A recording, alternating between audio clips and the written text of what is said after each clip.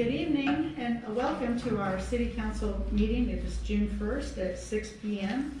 and I want to call the meeting to order. Mr. Booth, can you lead us in invocation? Absolutely. Everyone will join me in word prayer.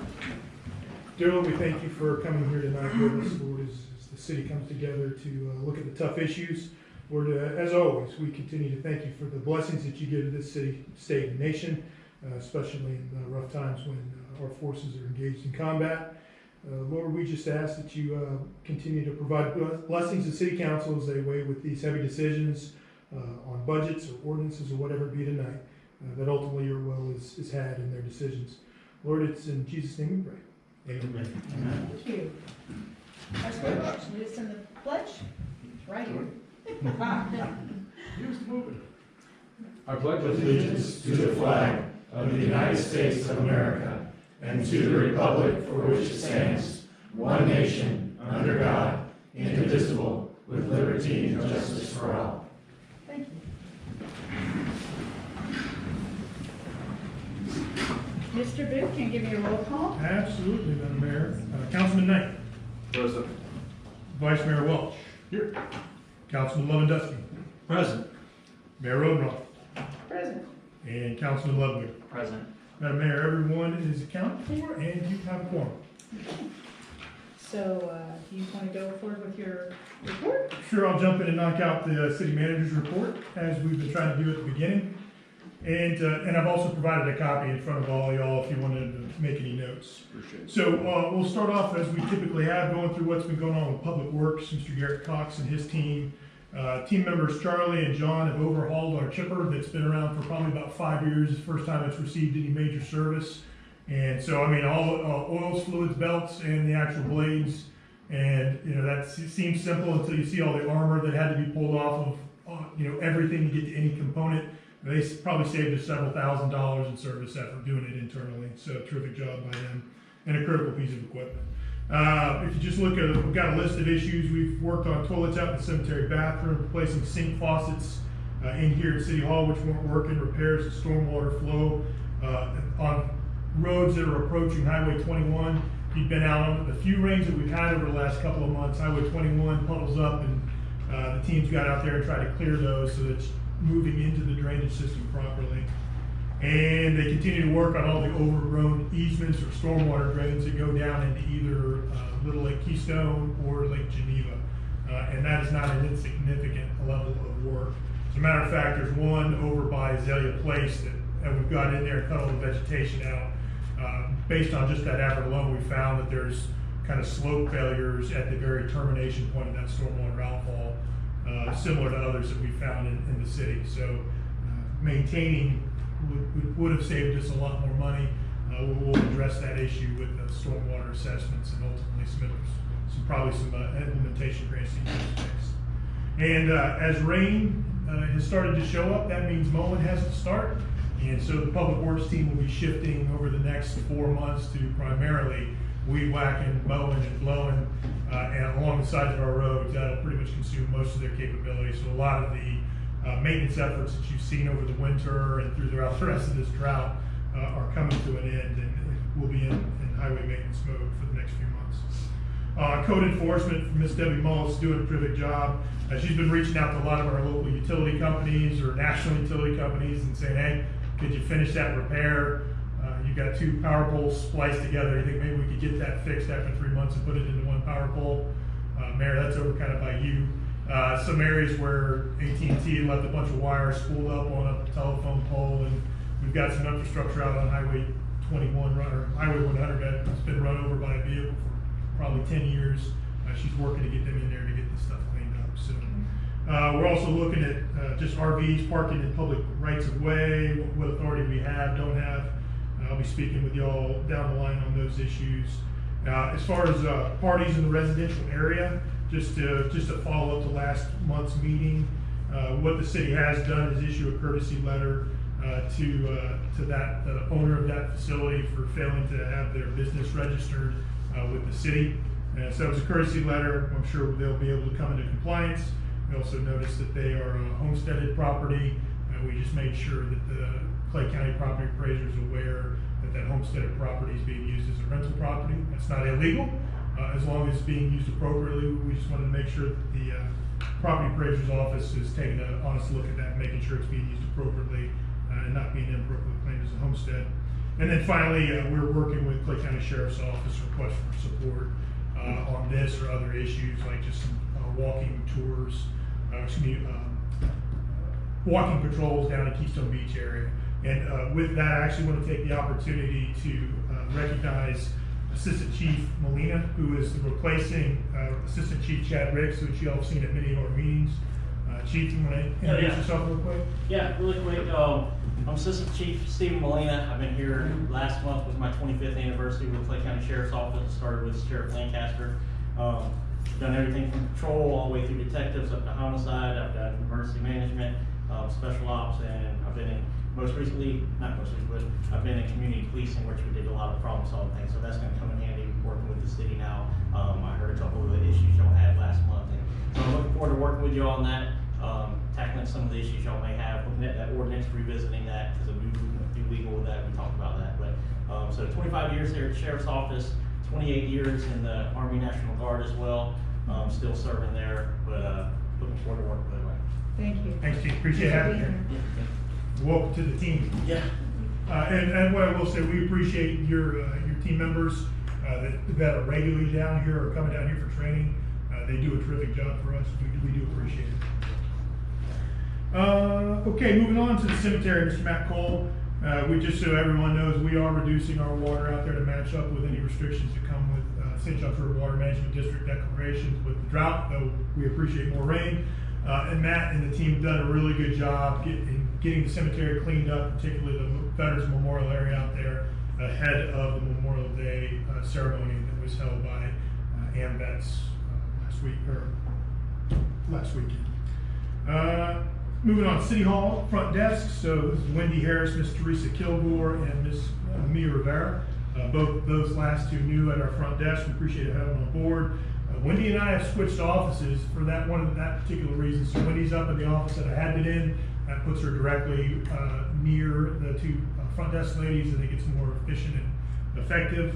And I've just moved back into Wendy's office back there. So you had to go to a different place to find me in City Hall. Wendy just done a great job over the last month. All the records in City Hall, the key city minutes, and probably almost the most of the rest of the records from planning and zoning, community redevelopment agencies, have all been picked up by a company out of Gainesville and are in the process of being scanned digitally. So to initially get it back to City Hall so we can search through our records digitally.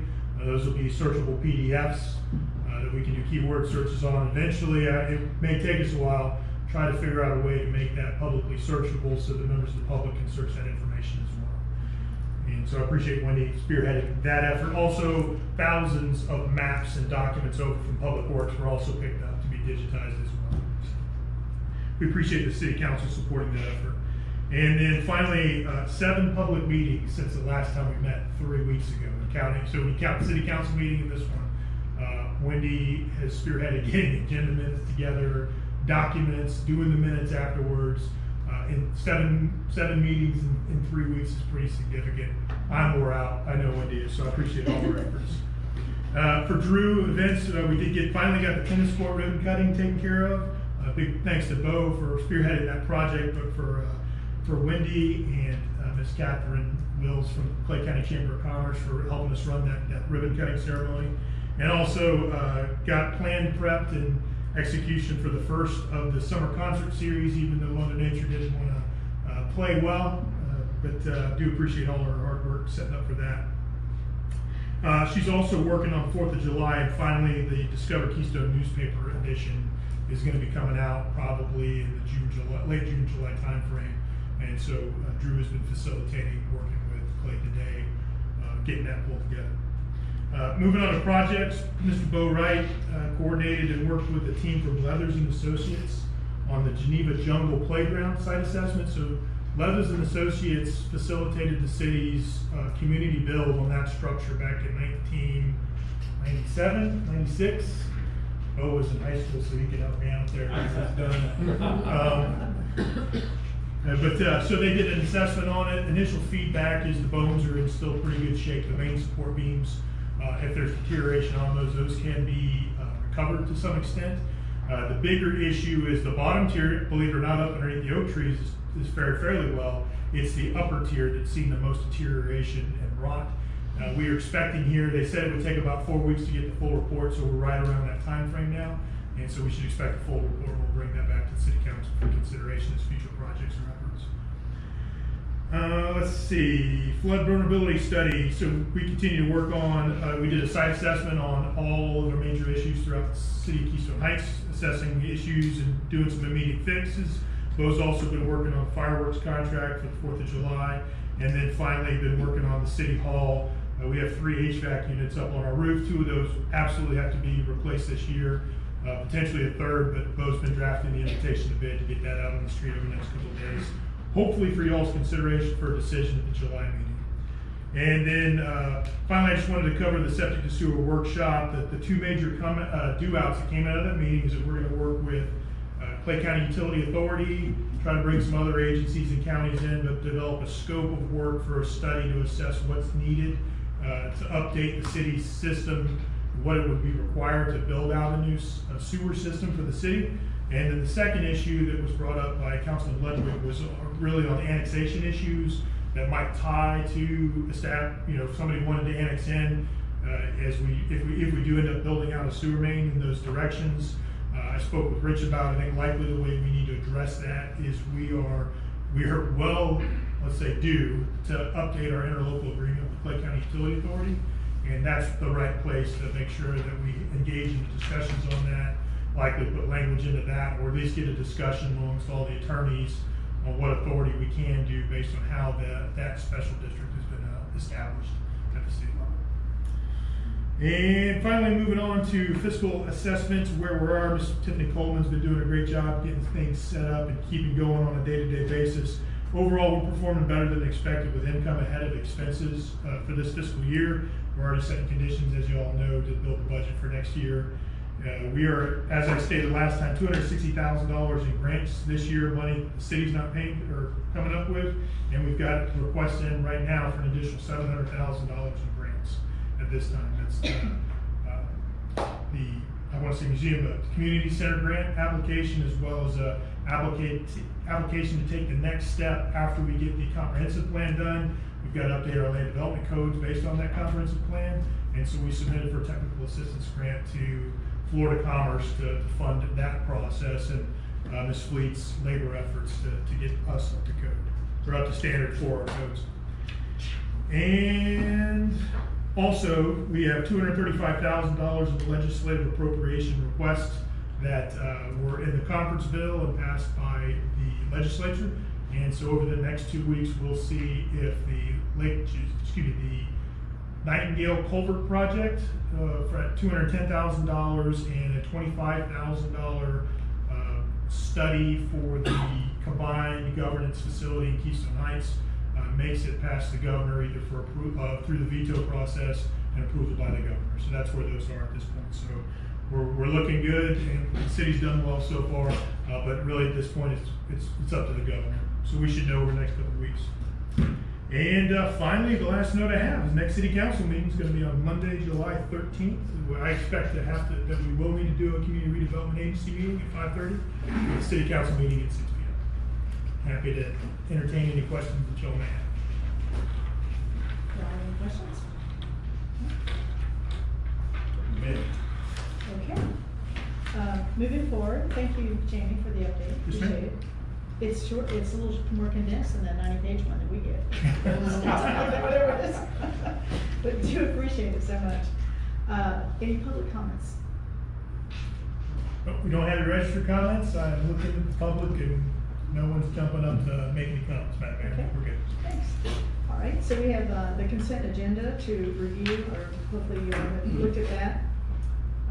It includes all the meetings that we've had over the last several weeks,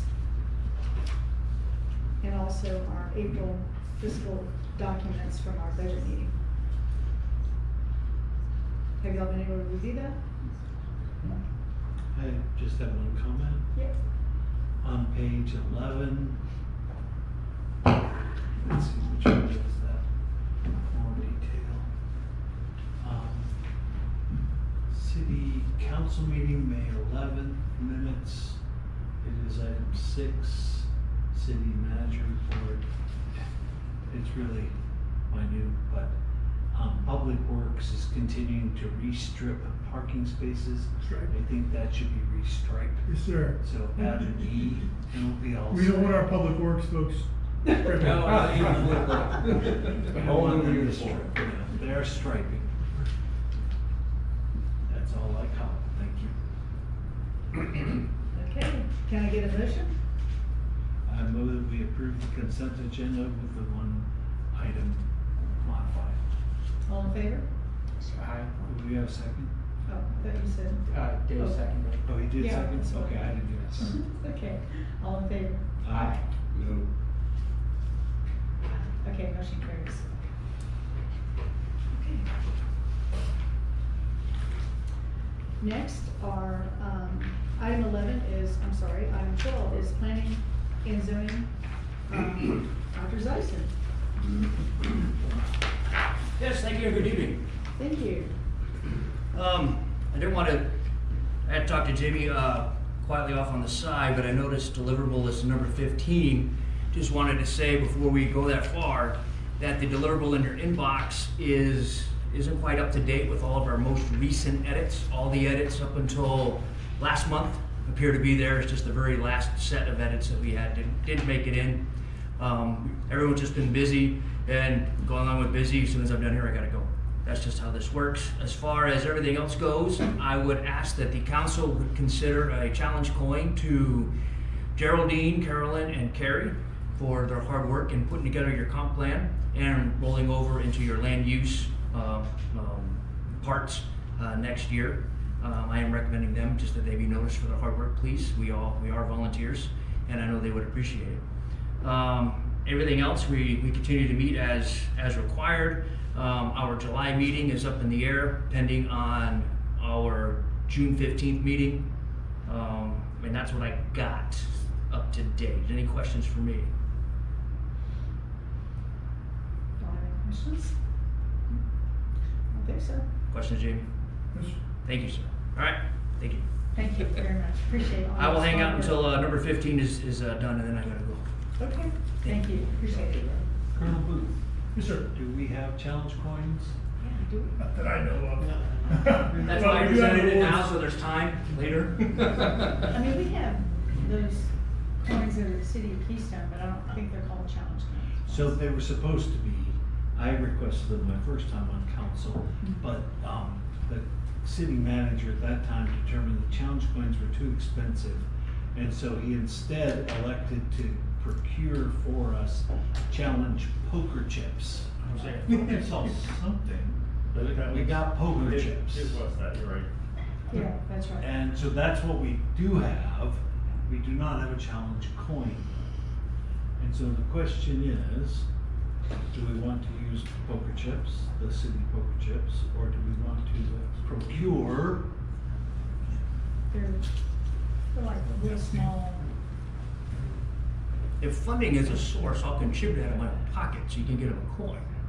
They are my people, and I we should be appreciate able their. to afford it. I appreciate their effort. It's At least really right the now. will of the council is what we're talking about. And for the benefit of our city manager and staff, the last city manager, I don't wanna say she was embarrassed by the poker chips, but, giving out the poker chips was not something we were prideful of, because every other city in the county and the local area gives out coins, actual metallic coins.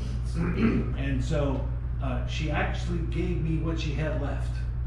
And I think, Wendy, you kind of were involved in that a little bit, were you? Maybe not really, okay.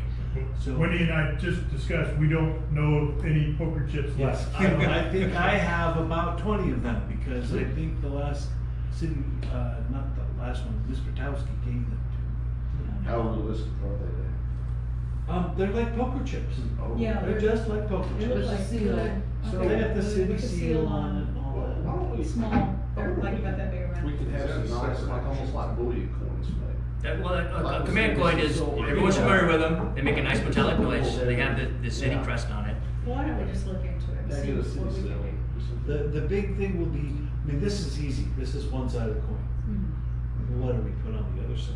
That's up to you. Yes, that's what we need to be creative about. We've got decisions to make along that line as far as the. And I know our city design, manager- presentation, do they come in a plaque or a little, do something that people on the display? Yeah, normally it's just the coin. and Usually they're delivered with the handshake. Exactly. It's like, yeah. No doubt, yeah. In fact, the most recent example, President Trump hands out his presidential coin to one of the Marines at Marine One, and he literally puts it in his pocket, shakes his hand, and that's the transfer. So that's the idea. Yeah, that's the culture. Yes. Which has been around for decades, and that's the way they were doing the. That was after my time. I got out in 92, and we didn't Yeah, do it's been that way for Exactly. decades and decades. So anyway, I just wanted to present it for just for you guys to decide. I would appreciate a recognition for their efforts. If you would like, I'll bring in one of the poker chips and you can see what's on both sides. That would work. Jay and Bullion that does, actual hard metal, like gold, silver. You can order, I think, custom-made bullion coins from there. You can, that's what. There's a lot. Let's do something like that. Tons That's of what I copies can out do. there. Yeah. Yeah. I mean, when I was in the military, we actually got them out of South Korea. Yeah. We would order them from South Korea because that's the best deal. So there's a lot of options. Thank you for your consideration. Yes, thank you. We'll look Good into it. idea. Good idea. I like it. Thank you. There's some other recognition awards that we've been discussing that where the challenge coins might be I don't know how expensive they a would good be. choice. They're usually $5 to $10. Oh yeah, so it's Well, I'm sorry, we're after COVID, so they're probably 10 to 20. Yeah, probably. Next is Clay County Emergency Management Director presentation, local mitigation strategy. That's Mr. Tim Devon, sir. We appreciate you coming down and all the support that you and the county give us working through a lot of issues to make sure we're ready. So appreciate you coming through. Thank you, sir. I appreciate it. Mayor, council, thank you for having me this evening. So I'm coming before you tonight for adoption by resolution, the 2025 Clay County Local Mitigation Strategy, also known as the LMS Plan. Clay County has had an LMS plan for close to 30 years. The LMS is a historic document of all the disasters that have affected Clay County. Over the past year, the committee reviewed and updated the plan. The state then takes 6 months to conditionally approve the plan for our LMS process to actually be signed off on. The LMS had to be aligned with state and federal templates and guidelines that we had to adhere to. The LMS plan is updated every 5 years. The county, along with all the municipalities, must adopt by signed resolution to continue receiving HMGP and/or flood mitigation type of grant funds.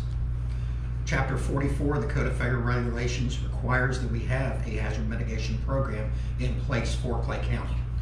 When the county was awarded funds for Hurricane Milton, the funds were able to go towards projects that are already identified within the LMS. Our committee meets once a quarter. We review the plan, we review the scoring matrix, and we review any projects that come before us. The committee is made up of over 50 stakeholders from within Clay County. For Keystone, James Booth, the city manager and/or his designee, represents you on this committee. The LMS currently has 93 projects that are on the mitigation list that include drainage, culvert and stormwater, and enhancing any type of infrastructure, just to name a few. Clay County currently has projects listed from Hurricanes Ian, Irma, Idalia, Debbie, and Milton that are on file with the state awaiting funds. The 2025 LMS strategy and conditional state and federal letters should be included within your supporting documentation that you have. Just quickly to go through a few of the updates that were done. We had 3 tropical storms 2 years ago. I know I dozed hurricane season last year, but we had some updates from those storms that impacted Clay County. We updated the county map, the 2040 future land use map, evacuation zones. FEMA has enhanced the flood zones. In fact, on our GIS portal, those new changes that are coming out next year are reflected on there. For the residents of Clay County, it's about 1,000 Some of them are now in flood zones and some of them are not. So I encourage any citizens to go on there and look. The Black Creek Basin area was updated and the seasonal drought outlook was also updated. FEMA required us to update some of the definitions that were in place in the plan. A benefit, though, to the citizens is going through this process, we actually moved to a 6 for our rating. So before, the citizens were able to receive, through the flood insurance program, a 15% discount. Through our process now, they're able to receive a 20% discount because of all the participation and things we do to enhance the mitigation within Clay County. So whenever there's a notice of funding that comes in for a storm that affects Clay County, we love to have the shovel-ready projects in place, ready to go. Clay County also partners with Northeast Florida Planning Council to assist us with our local mitigation strategy. The county, Green Cove Springs, and Orange Park have already approved by signed resolution and adopted the plan. We're finishing the process with Keystone and Penny Farms. This concludes my update for the LMS plan, pending any questions that you may have for me. Do you have any questions? Yes. So, 112 pages, very comprehensive, a lot of good history there. I'm sure this was a lot of work for you, and I appreciate that. I'm going to be parochial here, as a Keystone Heights council member, I didn't see anything that affects us. I mean, it was all peripheral. And so I would ask you, what, if anything, do you think is changed here in Keystone Heights because of the plan update? Because I didn't see anything change for us. So remember, this is not a plan where we're planning for the future. This is a strategy that's a historical document of things that have affected Keystone. So I encourage, like if we miss something, I encourage getting that to me so that we can update the plan, because we can update it any time between the cycle. By the description, it sounds more like a historical and lessons learned document. It was mostly. Yeah. That is correct, it is. Right. I'm not sure it's. But it also included zoning and designated areas, and nothing changed for Keystone Heights. And so, for the meetings that you have attended, have you been satisfied? So I was gonna say this at the end. I appreciate, so I've been engaging with Tim and his team for about the last year. I went to my second hurricane preparedness workshop. Tim has a very professional team that does a terrific job. What I would say is the county as a whole, county manager has done a terrific job. Anytime we have a need, they're addressing it through interlocal agreements. A great example, the state has a requirement that we pre-designated storm damage debris management site. We have to have it pre-designated. Well, the city doesn't have one. So this county has come in and has worked an interlocal agreement, the first one likely to be approved by the state, so that the city of Keystone Heights can piggyback off of the Clay County, actually it's Twin Lakes debris site that's over here by the Twin Lakes Park. And that just took me reaching out and asking, and the county staff has picked it up and been working it to the point where they're coordinating meetings with the state of Florida to get this thing done and taken care of. That's the broader, we're getting the support we're asking for. I would also want to highlight, the city's been in a lot of transition over the last few years, which is the same time frame that Tim and his team, I think, went through the replanning and redrafting of this document. And I suspect that we just didn't have our folks at the table, not because they weren't invited, because we just didn't get them up there to be addressing it. I don't think that's negative on the city, negative on the county. It was just the city's been sitting here, down here, spending, trying to get day-to-day stuff done. I don't necessarily think that we were getting up to the table, looking over the draft plan as it was going through. So. And from my perspective too, the county has 99% of the assets. The county has 99% of the responsibility here. I mean, there's so much going on in the county here. Our little itty-bitty town has almost no resources. I mean, we don't have police, we don't have fire, we don't have hazmat, there's all kinds of stuff we don't have.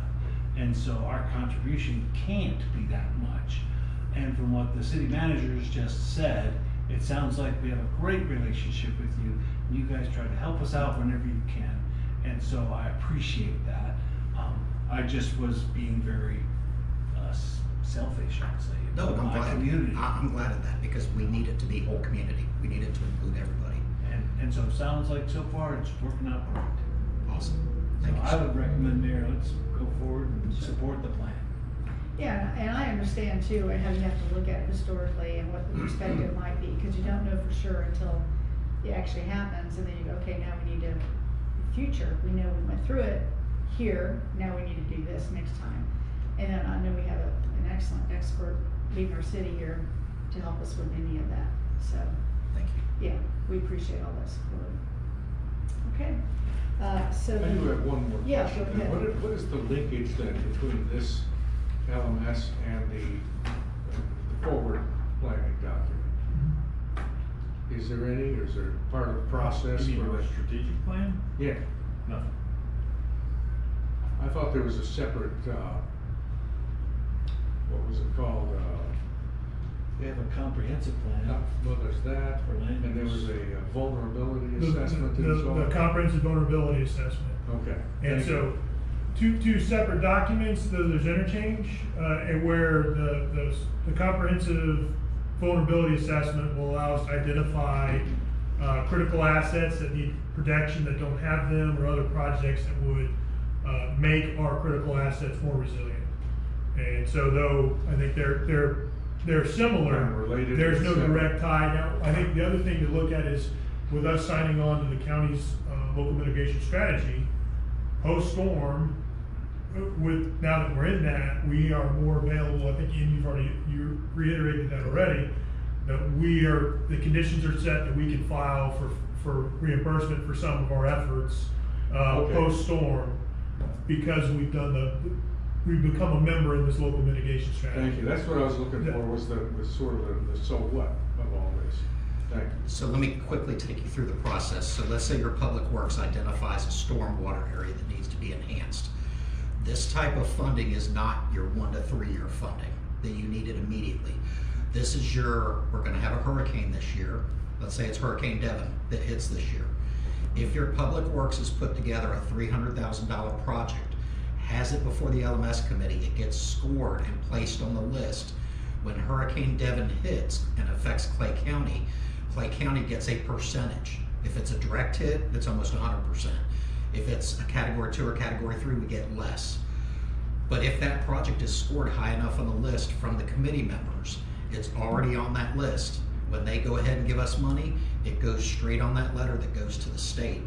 I can tell you the 2.5 years I've been back doing this for Clay County, I try and encourage that it's across the board. If you look at Milton's letter, there's Town of Orange Park, there's Green Cove Springs, and there's Clay County projects that are on there. When I looked at it, I know there's not currently Keystone. The 2 projects that were on there were actually state projects for you. It was State Road 100, the traffic light, and that's a state road for us to use county funds on. And there was another one for State Road 100 as well, I think further down. So those were the only 2 projects. So I encourage, if there's stormwater, and I'd say from 3 to 10 years out that you don't have the money for, let's go ahead and get those put together and on the LMS. Because if we do get hit, we want to go ahead and instantly put them on and send it to the state. It's in a whole different category. Correct. Right, gotcha. But it's Thank any you. project, infrastructure, stormwater, whatever you think it is that can mitigate flooding. Thank you, it helps to understand that. Thank you, sir. We don't know what we don't know. It's So hard to thank ask you a very good much. question. But that comprehensive assessment, comprehensive vulnerability assessment should help us identify them. Mr. Booth, with that, would the Nightingale project potentially fall into that category? It certainly will. And to the extent, if for some reason we don't make it through the governor's cut, hopefully we will, but that will be almost a shovel-ready project that we can then add onto the overall county LMS list and have it there. Thank you. Okay. Do we need a motion to approve the So resolution? we have a resolution, it's resolution 2026-15. Mr. Commander, could you read by title? Yes, ma'am. Resolution 2026-15, a resolution of the City Council of Keystone Heights, Florida, accepting and adopting the Clay County local mitigation strategy. Now, if there's a motion approved. Madam Mayor, I'll make a motion to approve. Second. Any comments? Yeah, I'll make one. I noticed on page 71 of this LMS document that we have roughly 806 parcels that are listed. 146 of those fall within a 100-year floodplain. So that's 18% of the properties within the city. So, really appreciate the county and Mr. Booth for doing this work. Thank you. All in favor? Aye. Aye. Motion carries. Madam Mayor, could May I Tim add one thing? reapproach? Sure. Based on your comments, so today we happen to have a meeting with the National Weather Service to discuss, June 1st, it's hurricane season, to discuss the Black Creek. It's interesting what you said about the 100 and 500 year floodplain. So Clay County's been affected by 3 major storms. Hurricane Dora, which was a Category 2 when it hit St. John's and came in, it was a Category 1 when it crossed Clay County. Since then, we've not been hit by a hurricane. Irma was a tropical storm. So in 2012, when Debbie hit, the first Debbie, not this last one, Debbie, and then we had Irma that hit. Both of those reached the 100 and the 500 year floodplains, tropical storms when they cross Clay County. So to your point, the impact could be greater if we get a more substantial storm that comes this way. Was there do we have access to the 500-year for this area, or I guess it would encompass? They are actually getting that for me. We're putting together a 3-page document that I can send out with all the quick links and everything for that. Would you share that with our city manager, because I'm sure we have drainage projects. Yep, I sure will. Thank you. Thank you. Madam Mayor, one other thing I learned in storm prep discussions at the City County Managers Association Conference, Senate Bill 180 that was passed by the legislature last year mandates, and I just found out about it, 4-hour training for effectively emergency management. Let's just talk broadly, the command system for myself and members of the city council. And I think you get 12 months from your date of appointment, or I want to say it's the 1st of June for the rest of you. I didn't know about it, I'd have had it to you, but once I can get the link, I'll get an email out for you all. So just to like make you saying, aware, we don't know. 4 hours of ethics, 4 hours of emergency management for you. Which the League of Cities will do at the conference too. Okay. So, Great, thank you. All right. emergency management. So next are our action items, and we have Charter Review Commission appointments. We have 5 folks who have stepped up to be on our Charter Review Committee, which I greatly appreciate you all applying. It's really a very important event, a committee to be on, I think. So I don't know how many of you are here. Is Mr. Banzo here tonight? I don't see it, sir. Don't see it. No, I know Ms. Jackson is here tonight. Would you like to introduce yourself to the council, Ms. Jackson? You may know all of us, I don't know. I know a few of you. You know 2 of us. Can you come up to the microphone, please, ma'am? Hello, I'm Sally Jackson. I've been in Keystone 22 years now, and thought this would be a great way to get a little bit more involved and find out what goes on, hanging out with the city. So. I met Ms. Jackson at the Save Our Lakes meeting back in February or March, if I remember correctly. So, Well, appreciate her being willing to volunteer.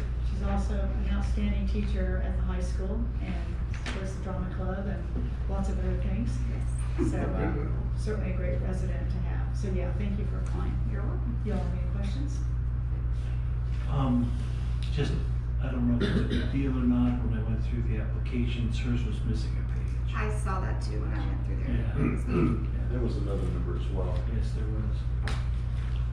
So, just for your staff, if it's electronic and whatever, the second page for applications. Okay. Yeah. Thank you again for volunteering. We appreciate it. Thanks. Mr. Bennett? Is he here? He sends his regards this evening, Madam Mayor. He's unable to attend. Okay. But he is willing to serve as far as I know. Okay, and I believe it's Miss Kimberly Howard. Howard? Yes. Hello. I apologize, Matt, man. I was says- confusing Miss Jackson, Miss Howard. Miss Howard's the one that saved our You legs. just rang I was kind of Lakes confused. meeting. I was like, I had, Now you know where he goes to find local folks. I meet a lot of people in a lot of meetings. I Yeah, so apologize. and you're Kimberly, I right? am Kimberly. I go by Michelle, so I know, but I 'cause it wanted thinks to that put the I'm legal thinking name on Howard. there for documents. We lived here about 4 years. We lived in Gainesville for 16 years. My husband was in the Army for 24 years, so we've lived a lot of places. I did meet him at the Save Our Lakes meeting, because that's an important thing to us that we got involved in right away. And so glad to be a part of it and see what's going on in this nice little town after living in Gainesville. Oh, yeah. Couldn't agree with you more. You have any Right, questions? good. No? I think the challenge point's a great idea too. Oh, yeah. Thank you so much. Let's see here. Next is Mr. Sullivan. Mr. Sullivan can't be here tonight. He also sends his regards. Okay. The only question I have, and maybe you know, maybe you don't, is that in his application, he did not put his length of residency in Keystone Heights. They've lived here a very long time. He's a pastor at a church over in Melrose. But I mean, residency requirement, like length of residency, doesn't matter as long as you're a current resident, which he is. No, I just was curious because, he filled out everything, but he left that blank. Yeah. Probably probably it's just just oversight. pastor, right? Yeah. Okay. Because he's also has experience with Lake City. So he was the previous chair of Lake City's charter review back when they had pastored over there a long time ago. Yeah. So, Right. there you go. So what do we do? Have to vote on each individual? I think we could just vote Can we on it. just vote as a whole? I would do it all as a whole. Okay. So, I move that we approve all 5 applicants for the Charter Review Commission. I second. all in favor? Alright. Aye. Thanks also to each one of you for applying and look forward to working with you. Thank you. Alrighty, next is, the comp plan workshop, deliverable, or is there? Yeah, I think we've talked about that already. Yeah, well, Madam Mayor, if you, this is something we need to do, you mind just go ahead and opening the workshop? Go ahead and open the workshop? Yes, ma'am. Okay, Right now. okay, can I open the workshop? All right. So, Madam Mayor, thank you. So, what, as part of the comprehensive planning work process and our grant with the state of Florida, we have to have multiple public meetings and discussions as part of our deliverables. One of those is a public meeting with the city council ahead of deliverable number 3. This is the last time city council is going to meet ahead of the end of this month when the deliverable is due. And so the attachment that Chair Zeser brought up was the call it a working draft, the draft strike and add version of our comprehensive plan with maps and the water facilities work plan, water supply facilities work plan. And so that is attached on the agenda. It's a 90-page document right now because of all the adds and deletes. But as Chairman Zeser has talked about, spent a lot of time over the last 3 months going through the old plan from 2011, cleaning it up, dropping out any activities, requirements that are in there that just don't make sense or are outdated. And so I want to say it clocks in at 60, 70 pages without any edits. I suspect we're probably going to cut that in half so it's much more succinct. But I would encourage the citizens of Keystone Heights to look through it. We want to give an opportunity for anybody who want to make any comments or suggestions at this in this brief but public workshop to make sure that we're meeting our grant requirements, doing this what the state asked us to do, what we told the state we were going to do. But I wanted to give a general summary of the information, see if there was any comments from the members of the public. Sure. Just to keep you all fully apprised, the 2012 document, when you include all the data, was 264 pages. Out of the 264 pages, 69 of them was the actual document that we were working with to get from there. We have a lot of help from Miss Fleet. It was invaluable. I know we had a few hiccups. Is there a reverb? Yeah, no, you're fine. I know we have a few hiccups getting started to make sure that we stayed on track. A few things that was my number one concern as I was emailing several of you saying, hey, we're falling behind. We are, as far as I know, we are on track to meet the requirement per state. But again, we went from 264 pages to what he just mentioned. And it was a lot of 93. There you go. We appreciate that.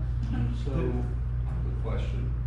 You said that the plan is not the same as the one emailed. Okay, so what you have in there was missing the most recent edits. Well, what I really want to ask is, the one that's available to the public on the city agenda, on that link, is that the most recent plan? The one you have is the most recent draft. That's the one in your inbox right now. No, not my inbox. I'm talking about the city of Keystone Heights website. Oh, It's not. The one It that's is part of not. our agenda is not the most recent one. correct. Okay, there you go. that's what I wanted to see. The one that the public can see online, is that because that's the one I read through. So the one that the public can read is the last ratified one. Okay, and the edits in there are accurate? Everything in the one that, That's displaying on the city website, right? yes, that one there is the ratified one. It is filed with both the state and us, and it is the most up to date. The one we are Okay. working on now will carry us beyond.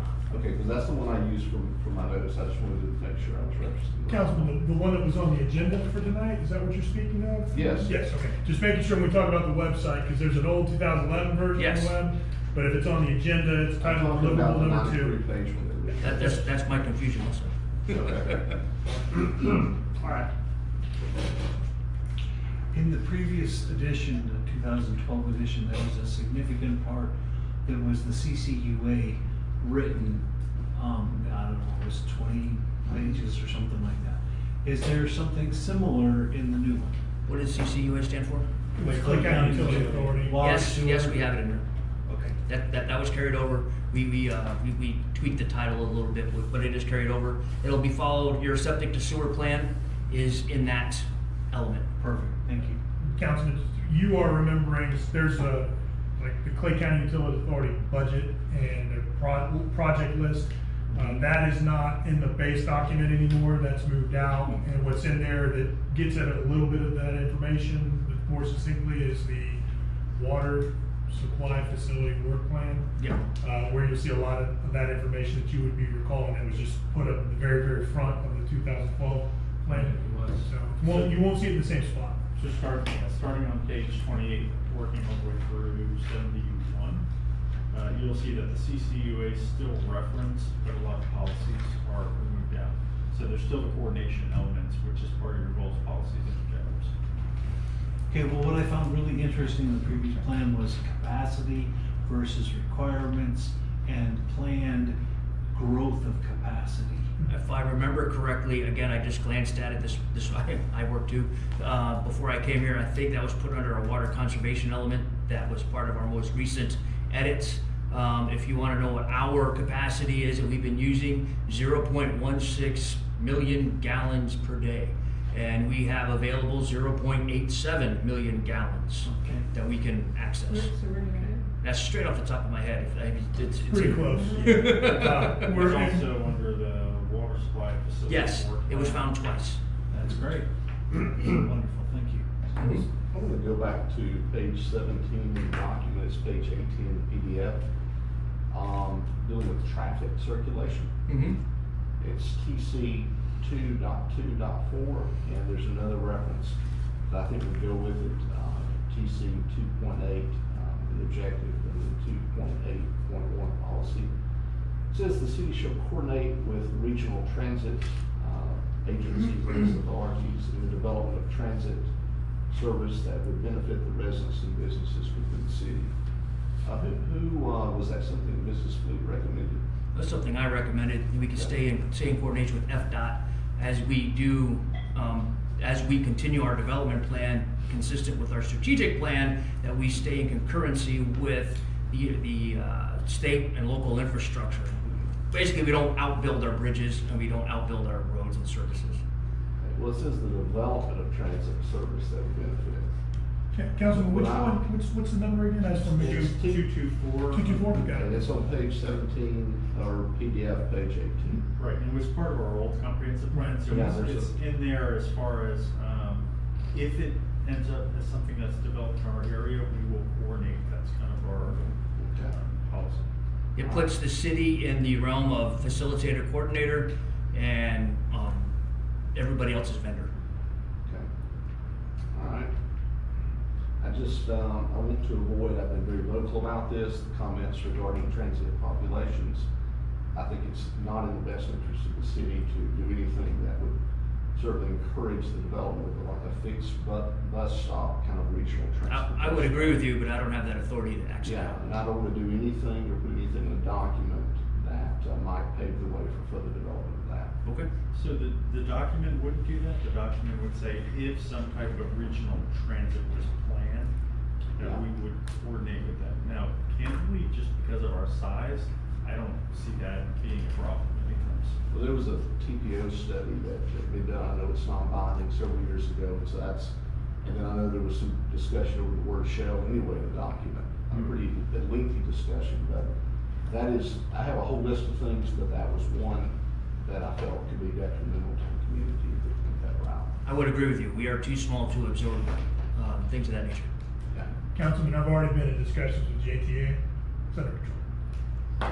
So, Right. I'm doing the engagement, but I acknowledge the intent. Thank you. How many more of these workshops do we need to have? So we will have, we've already had numerous workshops, but the last one that we need to get completed is on the 15th of this month will be the last meeting with the Planning and Zoning Board joint workshop. And it's, well, I take that back, we'll have two more. We'll have a Planning and Zoning meeting, and then we'll have an independent city staff meeting. We'll open it up for residents or members to make comments. So there's a total of 3 meetings specifically to give the public the opportunity to comment on deliverable number, the draft deliverable number 2. But even as it goes through from the ordinance standpoint, they'll have the opportunity to come and make public comment. And currently, we are not meeting in July unless, let me rephrase, if we can't come to a consensus on the 15th, we will meet in July. If we have a consensus with our draft on the 15th, we are not scheduled to meet in July, consistent with the with historical city planning and meeting. So the Planning and Zoning Board, theoretically, if they adopt it, will have their the meeting on the 15th, and I think it's called a transmittal meeting. They'll authorize it to move to the city council, to move through the formal process, separate from the grant deliverables, just the formal statutory process for the council. And that's when you get the paperwork and you guys work your magic. And it gets transmitted for comments for review, depending on what their comments are, it would hopefully go to final adoption. And if we can make final adoption the first time, we'll be the first one in the state. Wow. The other ones got kickback. We get a coin for that. I only recommend my partners in crime. They put forth a lot of work. Anything else on this point? I think so. No, I'm just, for the citizens of the community and for anyone who's watching and whatever, you know, these are your last chances to get input, to provide input. We want input, you know, I just wanna make sure that they know they have this opportunity. And Facebook posts on word of mouth is not the same as standing here in front of the That podium. does not count. Does not count. That's right. But the good news is your comprehensive plan is a living, breathing document, so if you come across something a month, 2 months, 6 months, a year from now, at any point you can move to amend your comprehensive plan. That's a good point. Okay. Great. Thank you all for your time. Thank you, appreciate it. So now I close the workshop. Well, I just make sure Make there's sure you got it. any other folks in the room that make any For comments. public comment. Is there anyone that wishes to make public comment? Anyone want to make public comment about what we just discussed?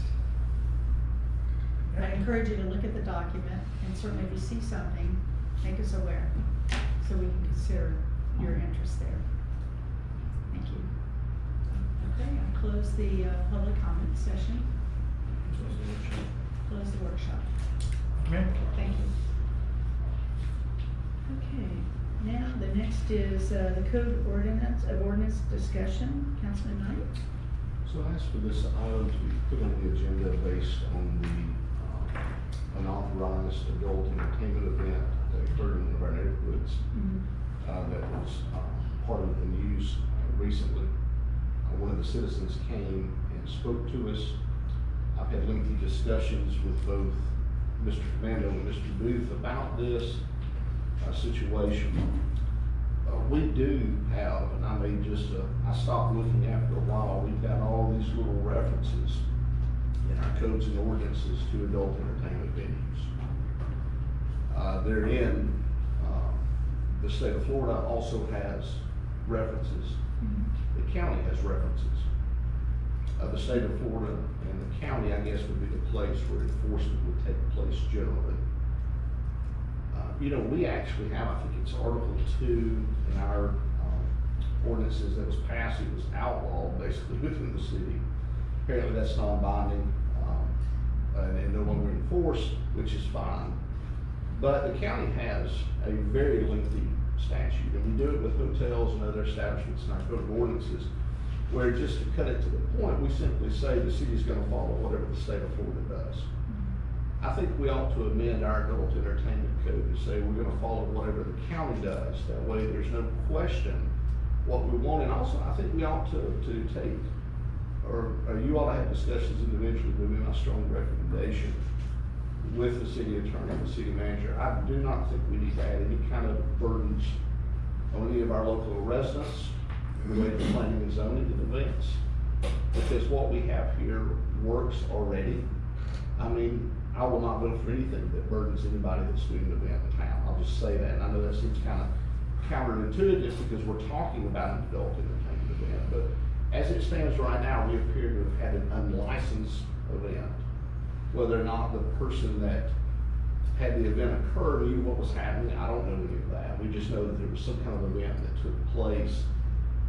So I think the best course of action would be, and what I would like to see happen, but I want to get your input. Mr. Booth has other priorities in some respects. He communicated to me. I believe we ought to amend our codes and ordinances to basically say we're going to follow the county. It pushes adult entertainment because apparently we can't forbid it into high commercial, high density industrial. So in other words, they're going to have to be out at the outskirts of commercial circle, or, you know, I don't even know, they might even have to be down at the airport. You may not want to see that landing down, but we're going to send them, far away. We're going to fly somewhere else. And, you know, being a citizen of a town has to mean something. And no one living within the city limits in a residential area should be subjected to that kind of nonsense.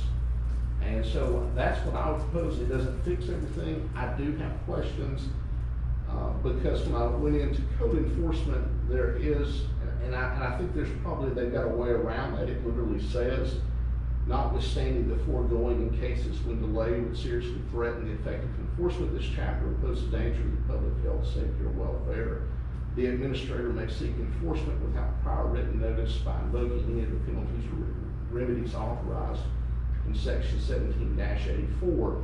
That could include just carrying the person before the magistrate and fining them. I don't know that we can do that totally, and I don't really think that's probably, I think you need to have your own discussions with the city manager and attorney, but I don't think we want to do anything more than if somebody does something like this, again, have it crystal clear with the sheriff's department and everyone that we're not going to have this. They're in violation of county ordinances. There is nowhere in the city limits by county ordinance that would be acceptable what happened. So even though we don't exclusively, we've got ordinances, I guess, that are preempted by state law, we have, I think, an effective remedy here. And my preference would be, if this ever comes before us again, just to either make sure the sheriff's department understands where we stand, but also maybe even bring them before the magistrate, just issue a fine. I don't know why we can't do that. I mean, there needs to be, because that was a very serious disturbance. We had people threatening one another allegedly. We had roads blocked. That's a small street, and residential areas are not the kind of places for those kind of events, regardless of who was responsible for inviting people to come. And you know, there's an appetite for it. I mean, if you want to do an adult entertainment venue just like marijuana, there's apparently a lot of people that are really for that. But residential areas, are not the place for that. That is not something we want in neighborhoods in this community. And in particular, as we start to make some of the comp plan changes with zoning and development, we're talking about putting in some more mixed use categories where you could have commercial coming. So getting this right is a big deal, because if we start having, we can do, I think, 6 units an acre, and you can have houses or kind of like condos above some of the buildings where there's business. Somebody has an Airbnb, you really want to party off St. Lawrence? I don't. And so I think that would be an approach I would recommend. That's why I asked to bring it on the agenda, just to have it out in the open. I do think that probably any other kind of enforcement, including to trying to tow vehicles, I think that's too much of a risk.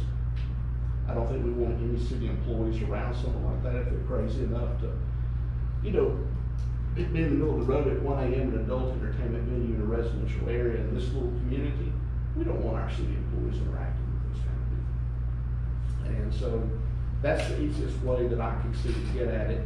Make our adult entertainment ordinances all reference county ordinances. And I think we ought to consider that a serious health and safety and welfare violation, and take them right before the magistrate and slap them with a fine every time it happens. That's what I would propose. But I want to share that with you. You can do what you want. That's my view of it. So Councilman, I do support that direction. I'm not sure what action we can take from the city perspective. I'll add another item of it that does bring up my concern, is where that specific property is, you can see Keystone Elementary School. So while there wasn't an event taking place that specific evening, there are very frequently on Saturday nights, whether it's a special presentation, a spelling bee, the 6th grade dance, there are events that take place at that facility. Things like that would have seriously, potentially endangered families and children. And so I don't know what action that we can take along those veins. It's really funny actually that you mentioned the county's ordinance, because I believe that went into place within the last decade and a half. Rich, you may remember this. It was actually one of our former city council members, Gavin Rollins, who was making the push for it at the county level. Dealt with an individual with a facility in Middleburg off of Blaming Boulevard. And I won't get into those details now, but that is what cracked down on it, is there was explicit signage and imagery right there on Blaming Boulevard as you head south into Keystone Heights, and I believe that's probably why that individual brought it up. But what can we do along those veins at the city to prevent something like that? So essentially, you have to rewrite your ordinance. I would love to be able to just adopt the county's position, but you really can't do that only because of the way home rule is structured. So with home rule, the county has decided where, from a placement standpoint, these activities have to be allowed. So as you look at our ordinance was passed back in 1988. Since that time, under First Amendment protections, a lot of, not just ours, adult entertainment type ordinances were ruled unconstitutional. So at that point, local governments had to make a decision. Did they want to take an affirmative step to go in and revise their code? And which is what Clay County did, as you talked about with former Councilman Rollins.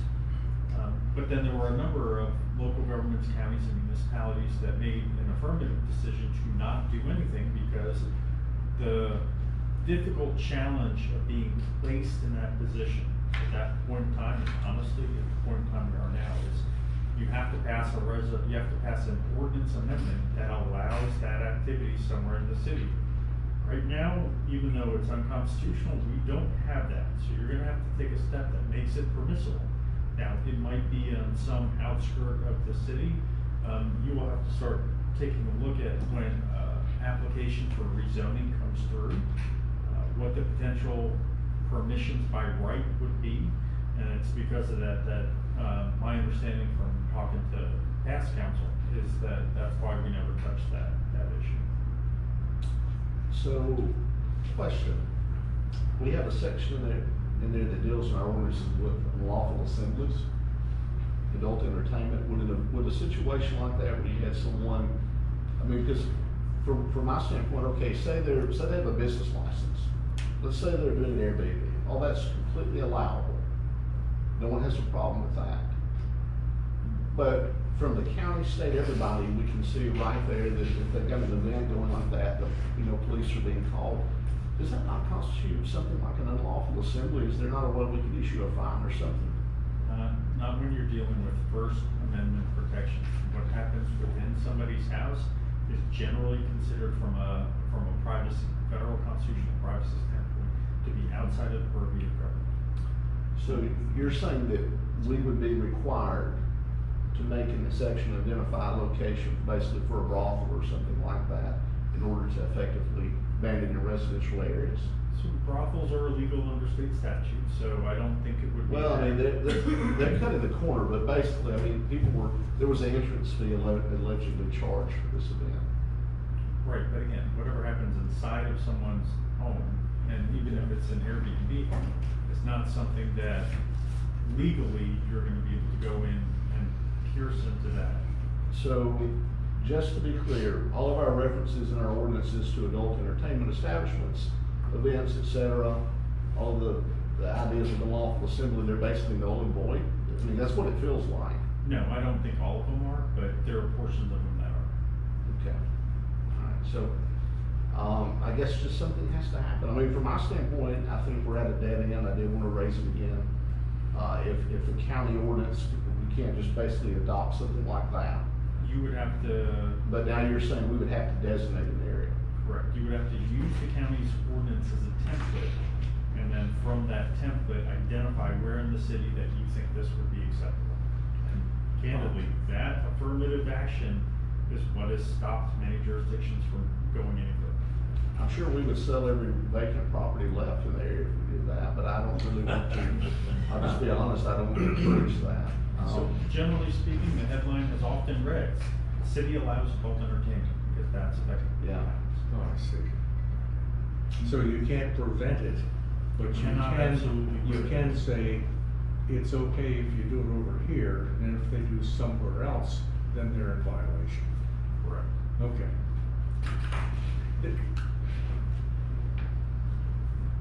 I hadn't heard in any of these proceedings, I guess, an objection to what goes on inside anybody's house. What I thought the objections and concerns were about was the fact that the party flowed out into the lawn and up and down the street. And I've got to believe there are other ordinances, both city and county, that those activities were a violation of. Noise, threatening neighbors over somebody parking on the lawn or whatever. So I hadn't heard that Doesn't- any of the activities were out in public. As far as noise is a whole nother body of law that has been declared unconstitutional unless our code actually designates a certain number of decibels that is considered to be not allowed. And with that, law enforcement is required to have a calibrated decibel meter in order to enforce those portions of local code, which most. And it's got a certain time too, it's like after midnight. There are certain time restrictions Okay. that can be put in place. Could we use our land use development code if someone's using a property for events like that? Could we penalize them for that after the fact in that setting? I'm not aware of a way to do that. Okay, because I mean, it's incongruent with, that's a residential area. I just wanted to ask that one more time. So there are a number of different paths that, and Kent, you're not the first one to try to go down this path, which is why I've done a pretty good amount of research on it. And then there's also the home-based business exception that just passed the legislature, feels like yesterday, but it was actually 5 years ago, 2021, as a result of COVID. So based on those, I don't know that you'd be able to prohibit it unless there was something occurring outside. So, for example, with the home-based business exemption, you can't do heavy automotive mechanics, something, or mechanic work in your front yard or driveway, something that is not characteristic with the neighborhood. So even though the neighborhood is characteristic with a residence, again, if something's occurring inside the home, I don't believe that there's a legal way that you can pierce into the privacy of that home. Well, we're talking about, it was open in the streets, people parking everywhere. I mean, the allegations were pretty widespread. So this was, we're not, I wouldn't want to know what was going on in that home. I'm sure you wouldn't either. So, But that's the problem. You know, we have, traffic, there was cars coming and going all night, roads blocked. There were people that were dressed, in a very, I guess, evocative way, expressing their values and beliefs. And, there were allegations of alcohol and people were checking IDs and money. It was just a full-on event. And so, it doesn't sound like we have a good path. I did want to raise the issue publicly one more time. And, I'm sorry for our residents, and I think hopefully we won't have it again, but if we do, you know, I think the risk is going to go up and we're going to have a tragedy here at some point, or something that involves law enforcement. And it will make the news in a way that we don't want to have happen. Just my personal perspective. Well, the way I have to look at it, and I wasn't in town or I would have gone to visually see it myself, I do believe that there was at least 3 times the officers went out and checked things and did not find any violations. It's always my word against their word, whatever, but I physically wasn't there, but our sheriff's office folks went out and checked things out and did not see anything when anybody was doing wrong. The other thing that happened is none of us would have known this so-called party except for the neighbor got a message from the owner who lives in South Florida, who saw the advertisement and sent it to him. So now that's the only reason he knows it's this type of party. And then again, things were happening outside versus on he said, I didn't see it, I don't know. But anytime someone is set up, it's like anybody can have any party, and what they do inside, it's like you said, it's private. It's not up to us to control what they do inside their home, regardless of what kind of party it is. I mean, they could have just gone inside and done their thing and nobody would have known anything, right? Or had the guy not seen the ad on the website and then gave it to the neighbor, right?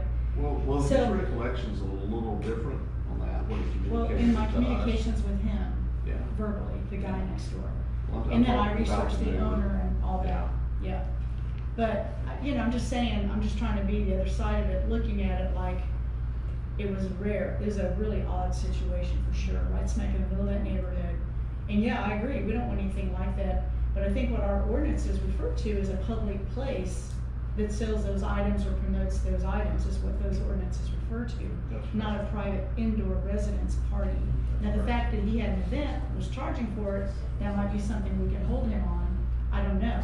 But the officers did go out there and didn't see anything, any issues, and the neighbors were frustrated, I get it. But hopefully it doesn't happen again, and, you know, Madam Mayor, yes. Councilman Knight and I also talked about, we're limited from an enforcement strategy by understanding that our role, the way it's defined in Florida statute for code enforcement, is to ensure compliance. Our role is not to arrest, our role is not to issue citations. So even if we find a code enforcement violation and you bring it before the magistrate, by law, the magistrate has to give them a period of time to bring the property, it's not people, it's the property into compliance. So I don't know that it actually achieves the goal that I think you desire to see happen. Well, my goal is for those things not to happen in residential areas. As it stands, I think we know now they can happen. I think the people that are doing these events, I think they've got a well-oiled machine on how they do this, from what I understand.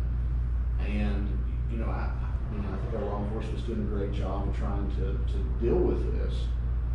But they know exactly what they're doing. And the scary part is, as someone said, that where the pin was located for this event, it was near a residence of someone in town, and we certainly don't want to have those kind of scenarios again. Well, the reference that was specifically listed, the pin showed the My mayor's house, which is I wasn't clearly gonna not the say mayor's that, house. but, But it wasn't clearly, and that is the concerning part, is, you know, that's a safety hazard for you as well. But we were gone, so I don't know. So when you get to safety, I mean, the issue of, if you're blocking the streets, then yes, law enforcement has the ability to step in.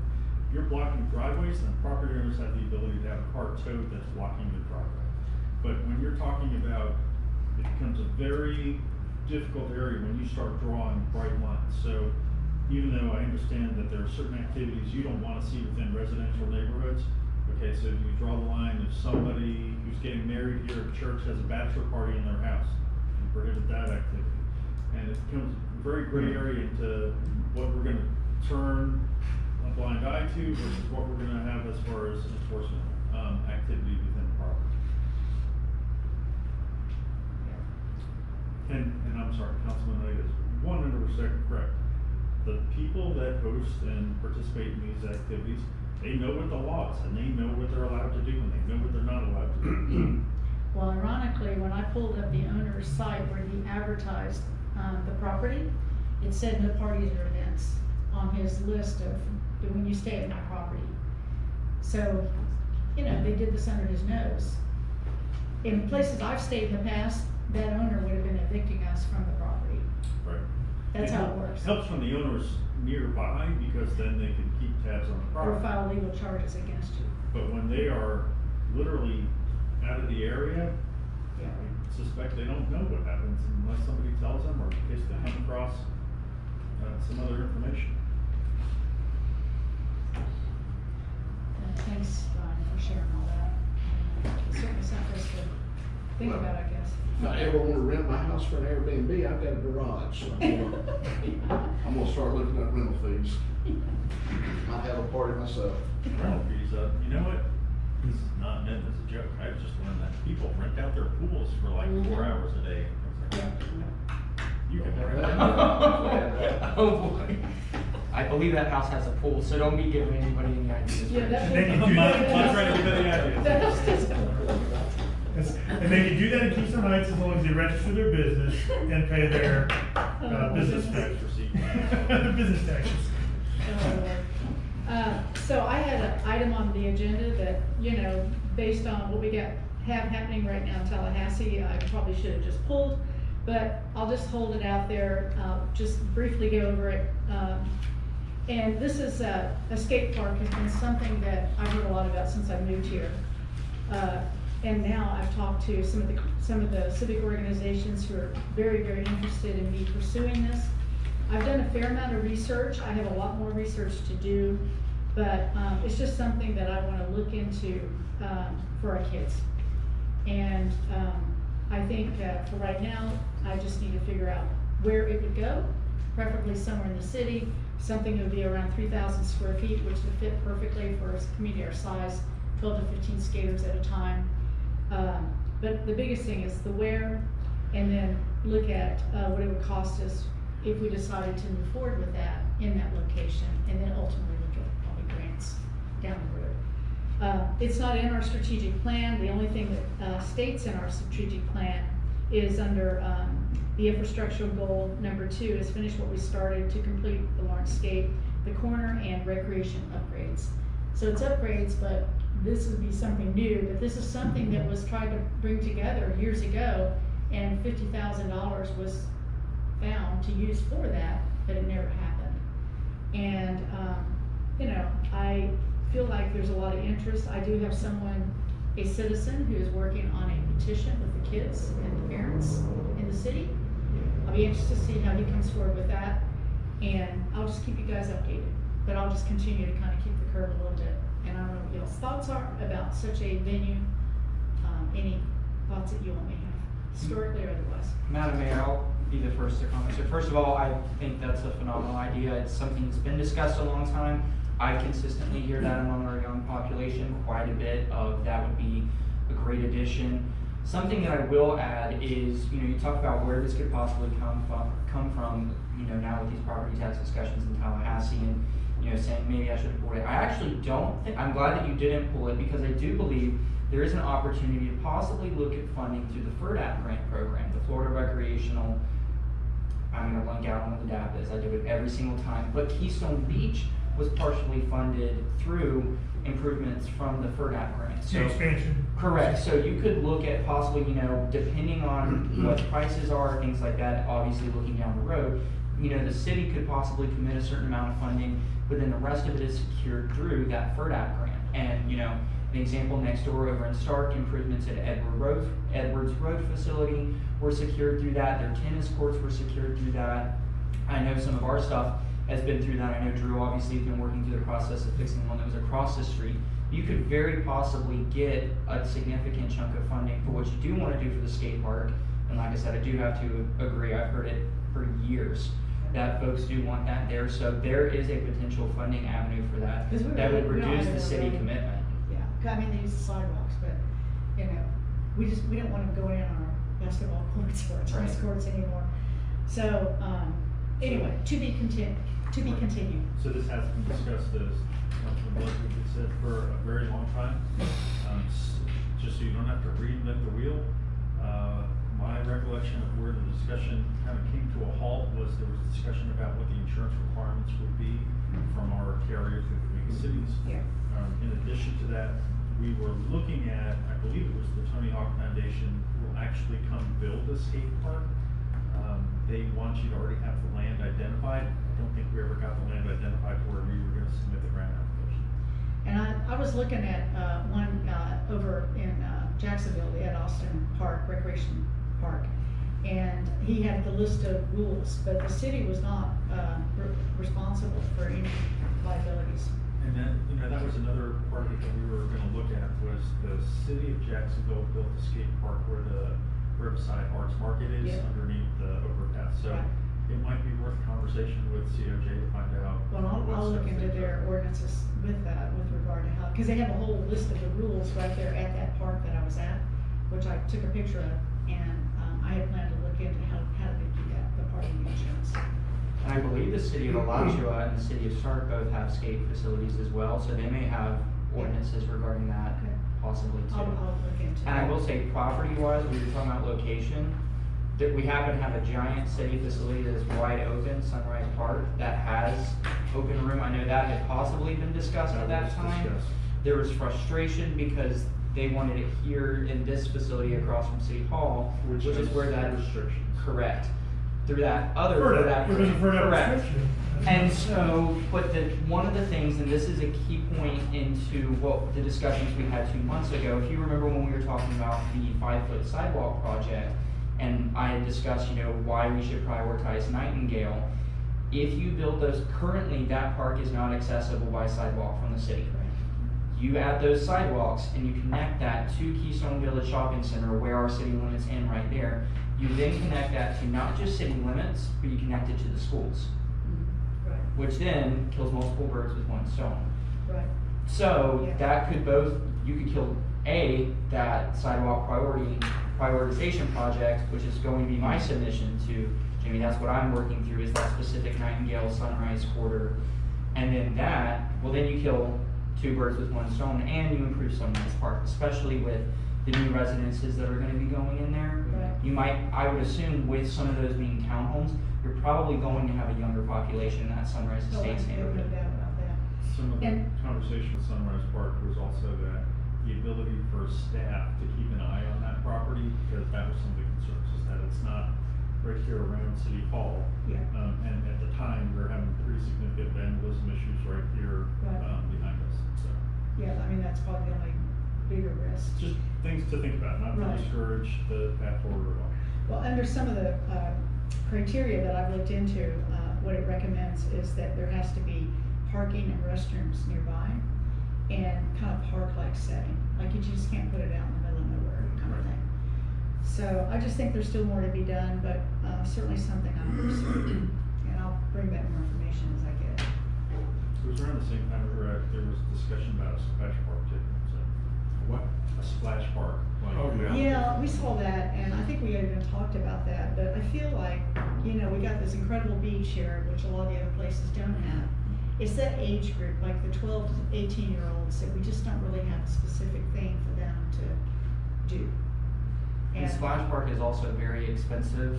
Anyone that I know that has done it, A, they're a much bigger city than we are, and B, I mean, you're looking at I don't think people understand, the city of Alachua Splash Park is something I've seen people complain about on Facebook. The city of Alachua Splash Park alone is like 2 years of our city budget, entire budget. So that would be a They're very expensive. decade-long project. Palaca did it cheap money. Kiwanis actually donated, I think it was $150,000. Unfortunately, after it was built, we realized that we should have done reclaimed water. Oh. Wait, that you should have done reclaimed water? They did not plan that in the Oh, so then that So the costs water more bill is money. really high. Probably costs more money.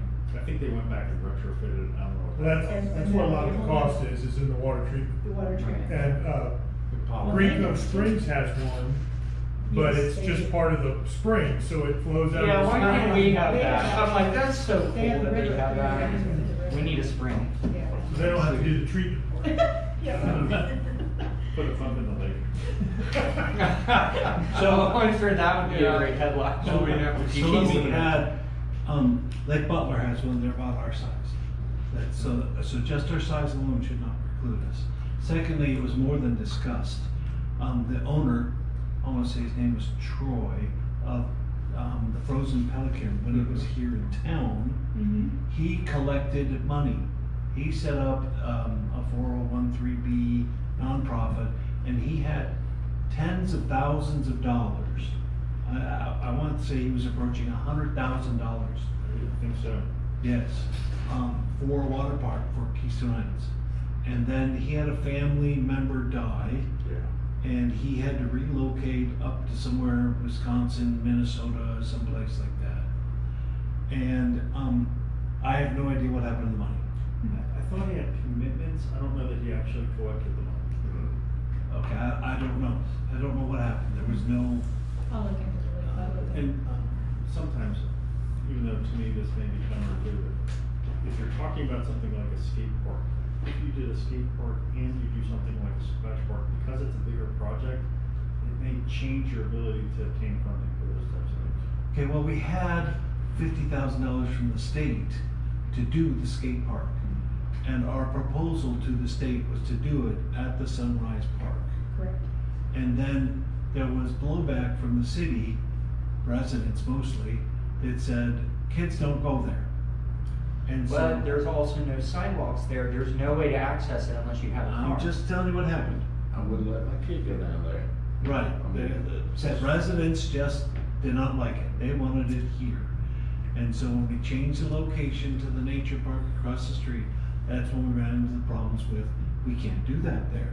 Because we got that also with state money, and the state money had restrictions on what we could use that park for, and a skate park was not allowed. So we ran out of time, because the state gave us a limit on the $50,000, and we had to turn back the $50,000 to the state of Florida. So we lost it.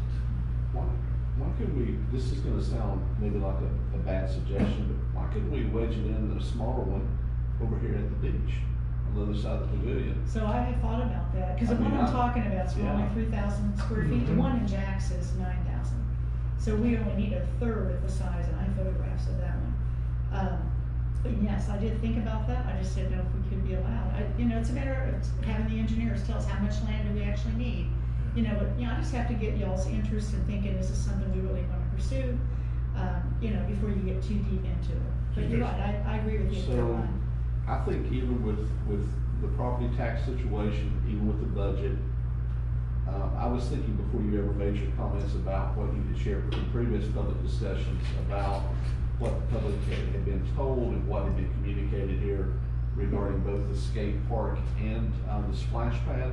I'm not for the splash pad, I don't see it, we've got water here, already, that's just not, I don't really see that, and I go to big cities, and I've been to Latchville, I don't see a ton of people in that, I just don't. But the skate park, I'm not a skater, and my little girl, she said, hey, I want a place to go skateboarding, and I said, no, what, but, anyway, I would support that, and if we did have to put a little funds there to support the grant process, I think even with the budget cuts, we could find the money to make good on what we've already promised in that way. And I would certainly, I get it, Brandon, your process down there makes as good a sense, but if it push comes to shove, if we can even look at wedging it in here, I'm for that. So either one of you, I'm totally for that. I'm just not gonna be for the splash pad. My sense is that it would be a good thing to have that skate park more or less co-located with the beach and not off. I was just trying to Understand. think of locations, but Yeah. if we are Right. able to utilize that side, I hadn't even thought about that, so that's a great, Yeah. that'll be, then you continue attracting people to the beach, which is our destination. Once- So, and folks that are around those skate parks, the ones, especially around here, the community I know that was involved back then, they use it all the time. Like they were a very vocal community back then. And same with the pickleball community. Yeah. And so they're a very, very vocal community. They use it, they get very protective of it in terms of like vandalism stuff. Oh, is that right? Oh, Oh, yes. that's good to And hear. so you're attracting young people that would want to use it and that would be looking out for those types of things, especially among the group that I know that's here in Keystone. What I would call out, I gotta check and see, but my understanding from doing the update on the grant for the natural park, the annex or the expansion of Keystone Beach on the side that we're talking about, same grant. Now, it might be a location issue, but I'll research it and see. Maybe, okay. So it would be the Appreciate that. third, oh, no, you meant the one It's that an was. environmental protection grant. Okay. But I think we have I gotta go double check. There's, FERDAP was used for the trail, Gotcha. FERDAP was used over at Sunrise Park, and there's another FERDAP sign up somewhere here. So we've used it a lot, I just can't remember. I know it's FDEP is the owner of the grant that's over here. So I think it is a different type of grant for natural park. And the Keystone Beach expansion, 1999. Okay. So what's that for? I think that was just her way of bringing it up. No, I wanted to bring it up and just exactly what we did, talk Okay. about it. I wanted to get a feel from you all how you felt about it, which I think is positive. It's just a matter of finding a location and maybe get an engineer to give us an idea on what it would cost. I know it's about $50 to $55 a square foot. Cause I looked at a more recent, data on the cost. And, we just have to see what if we're doing the land, that'd be great. But we just have to see, and then also this petition, and I might even do like a town hall to have some folks come and express their, cause I wanna make sure if we did something like that, they're gonna use it. Which I do believe they would, but I'm not a skater, I don't know. So I just feel like it'd be something nice to bring to our community. That's the first thing I've heard the mayor say she doesn't do. I don't know about that. That would not be good for me at all. I would like to share, I thought this came out of our meeting last Tuesday. It did, Okay. it sure did. And so what I expected to happen was I was gonna hand out these forms, which I'm still gonna do. Yeah. And, the 352. Yeah, they'd send us an email, ask us to complete it. next Right, week. but I thought we were gonna do it at this meeting, not via a email. What the mayor and I and the Budget and Finance Committee worked on was the next year budget. And what we would like from the council members is for you to submit your ideas on what should be included in the budget. And I talked about discretionary funding versus non-discretionary funding. And what I'm looking for is, I'll call it discretionary funding. With money that we can spend however we want, how would you like to see it be spent? And so the mayor has already put in one thing. And I don't know if you've made any campaign promises. I don't know if your time on council has identified projects. But this is what I call your real chance to put things potentially in the budget. And then at our next meeting, so what I'm gonna ask for is for you to complete this before the next Budget and Finance meeting and get these to the city manager. At our next meeting, we're gonna list them all, and I think we're gonna try to rack and stack them, our recommendation. And as long as you understand, we're probably not gonna get to fund everything, okay? But we still wanna hear all of your ideas, we wanna know. And this form was just something we threw together. It's our best guess. If you have other stuff you wanna include, or you don't wanna put on here, that's fine. This is just to hopefully give you a outline format, so all projects can be compared on the same method, with the same criteria. But it's not the absolute correct answer, it's just a format. Starting point. A starting point, Yeah. so first draft. Process-wise, would consideration of these submissions be a new item on the agenda? if we get some new ones, and Yes, let's because discuss it. they're not budgeted items right now. Right, I would envision on the city council meeting agenda, we would talk about the FY fiscal year 2026, 2027 budget, which we have to have, and we've already done a preliminary discussion about millage rate, and that's the first thing we're gonna have to do. And then based upon the millage rate and projected income, we can look at how much discretionary money we have, look at what we know we're gonna have to spend money on. Okay. And then, I've done this kind of budgeting thing before, and we just say, okay, we've got $500,000 of discretionary money. Okay, here's the list of items that we want. We want a new truck for the public works, we want a new whatever. And then we list them all and we draw a line at $500,000, and everything above the line gets funded, and everything below the line gets pushed off to next year. Something like that as a process. I guess I was thinking along similar lines, you know, March, maybe not as far as budgeting yet, but add this to the basket of good ideas that we're gonna investigate, think about, research, and so on, and then bring it to budget and other prioritization and other discussions. I think we're following that process, but we're now at the point where you need to bring it to the budget and finance. Okay, yeah, no disagreement, yes. So I have some questions.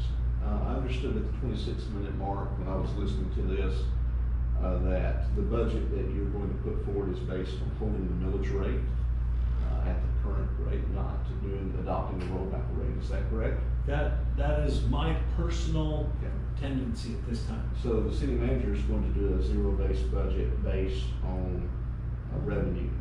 And so. No, actually, that's not what he did. Well, no, but I listened to it, and that was one of the discussions that was made. I don't think anything's been done yet. He's actually doing us a budget, yeah. Okay, well, I'm not talking about a proposed budget. I'm talking seeing what actually transpires, because I'm gonna tell you, I may vote against the budget, and I may vote against adopting the current millage rate for this year, not adopting the rollback rate. Okay. Let me just cut to the chase with it, because, and I'll just tell you, I like this, I like the process. I have no problem supporting items. But when I look at the community, when I look at the situation in Tallahassee, you know, one of the things that stood out since my time on the council is people have said that we are one of the best municipalities in Northeast Florida when it comes to handle the exact scenario we are in right now. No one else, so this is, if you're watching from home, you might think we're in total disagreement. We're not. We're one of the best, and that's because of all the actions that have been taken. I'm extremely concerned, that being said, because I understood that if this change takes place, say it's $250,000, I think that was the number they were going to float for an initial homestead exemption. Now, I admit that already might be old news. I don't keep up with Tallahassee like that. But I looked at some of the numbers, and you know, I don't know what the current, but I think it might have been 2024. I haven't pulled the Clay County property assessor's data, but most of our homes in this city are under that cap or pretty close to it. Yeah. And I understood you to say that we might lose about $110,000 from the general fund. I think it's about 120 is my estimate. So Florida League of Cities says higher, but Yeah, I saw the one. So, you know, we have, even just with the reserves this past year to hold, I think that's an extremely serious discussion. And I'll just tell you, we've got a great strategic plan, we've got a great comp plan. I don't have any personal items like that I want to see anything spent on. I've been pretty clear about that. We've got, you know, a great list of projects. Mr. Booth has heard privately in the past, and kind of my views on one or two things, but those are all within current city operating revenue that's budgeted for. So for me, I am not, the whole premise of this would be in holding the millage rate where it is, not adopting the rollback rate. I am not necessarily for that. There was some data that I saw that seemed to indicate our poverty rate increased in this area over the past couple of years. And I just think taxpayers are in a real sour mood at government. And I think there's a strong appetite for it. And I know that we're nonpartisan, but it rolls downhill and all government's local. And probably a selling point that I personally think we're missing here in this city is the fact that we have had a rollback rate. We probably have had the least growth of government of anybody in Northeast Florida. We ought to be advertising ourselves as one of the most affordable places to live in Florida. That ought to be not just the roads and the parks and that. So that is my personal opinion, and I just want to get that out there right out in the open. But I am not for even probably holding the rate where it is. I think we ought to roll it back one more time. And because I do think we are going to get at a point, and it probably won't be this time, but at some point we are going to have to hold the rates.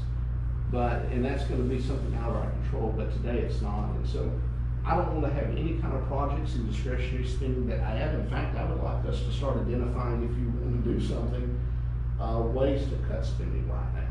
Where can we cut? Where can we start rolling back? Because we've got 110 to 125,000, and we just need to be out front with, and the public needs to know that. And we might have to do something different, but I'm not in favor of doing any kind of discretionary spending that's not absolutely essential. And I agree with you. I do agree with you. So with everything he said, and Jamie, you gave us a really great email today, could you review that with us? I'm happy Because to it do really that. feeds right into what he just said. Let me just wake my computer up. Because I think the public needs to be aware of the challenges that we have.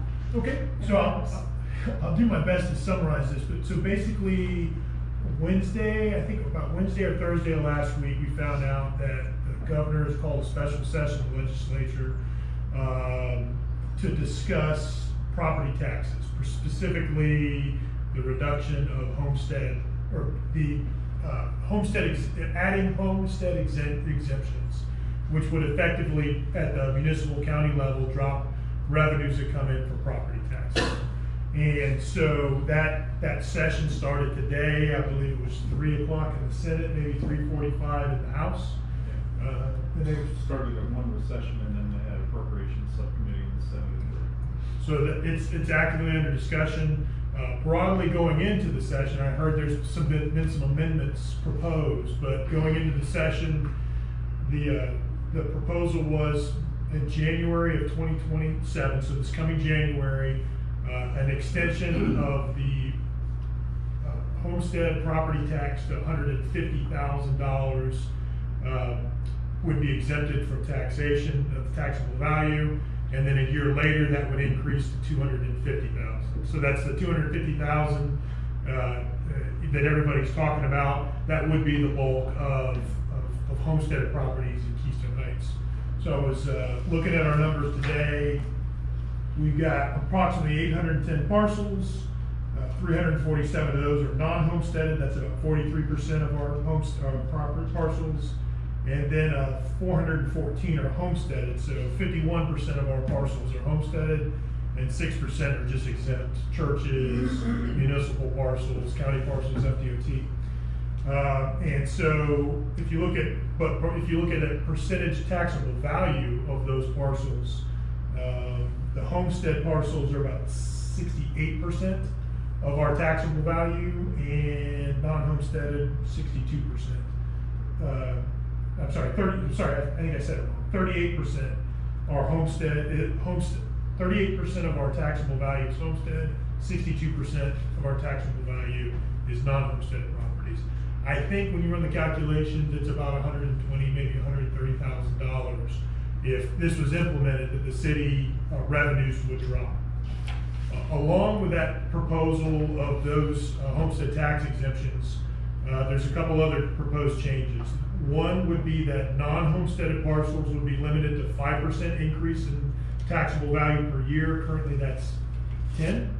Where you see your homesteaded parcels are limited to 3% per year taxable value increase. So basically the non-homesteaded would go from 10% per year potential down to 5% per year potential. And then revenues that come in from real estate ad valorem taxes would be moved to restricted funds, where they could only be used, and I'm just talking broadly, for infrastructure. First responders. Yeah, you're for the city. So first, fire, police, infrastructure, emergency medical services, which the city of Keystone Heights has to deal with. But for us, it would effectively reserve it for, we'd have to move it into the infrastructure fund. The only other general fund cost that we could use under the proposal would be to pay for our retirement funding. So Florida Retirement System, FRS funds. That's about $105,000 a year for the city of Keystone Heights.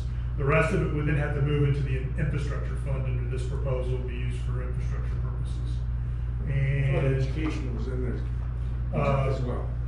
I just looked at what would be impacted at the city. So I got you, okay. today there was an amendment that would add the school district as a health harmless group. So the school would be able to continue to collect their millage It's separate. separately from what's being discussed right now. They're calling that, the term they're using is core services. Gotcha. And then there's the definition of core services. And then the final proposal that's in there is the establishment of a grant fund, a trust fund, that would, municipalities, counties could seek grants once again if they couldn't meet their core service requirements. So it's not that you could get a grant to go back and do general fund type of activities. You'd apply for a grant that would go back to fund core service activities as defined by the proposal. And that it gives the authority to establish that. It doesn't make a budgetary requirement to actually put money into that trust fund. So that's what the Senate and the House are looking at right now over the next, and that special session will run from today until Wednesday. So there's potential for votes. I don't know if that would be as early as tomorrow or if the votes would only occur on Wednesday. I'm not smart enough on the special session. Are they still looking at the phased approach of going up to 500 on that? Yes. There's a clause in there that allows, it goes from 150 to 250, and then there's a clause that says that it would be tied to the consumer price index for continued escalation. I didn't see a number. There's direction to future legislatures to continue to move the exemption up to half a million. I was going off that in the governor's website, this guy with Save Our Homes. And that's one of the points, I guess, if people watch this, either in this community or you're thinking about moving here, for all of our realtors and everyone that wants to see good growth here, when you look at median income level here, we have great results there overall. But home ownership in Keystone Heights is 86%. 86+% of people in Keystone Heights own their own homes. That is higher than Clay County, the average in Clay County. That is higher than the state. That is higher than Jacksonville. We demolish everybody else's metric in that way.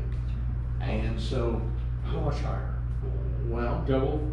I think the state was at 75%. Okay. No, county was at 81, state's 75, and I stopped Okay. riding. Jacksonville was in the 60s. Okay, so we're a little higher.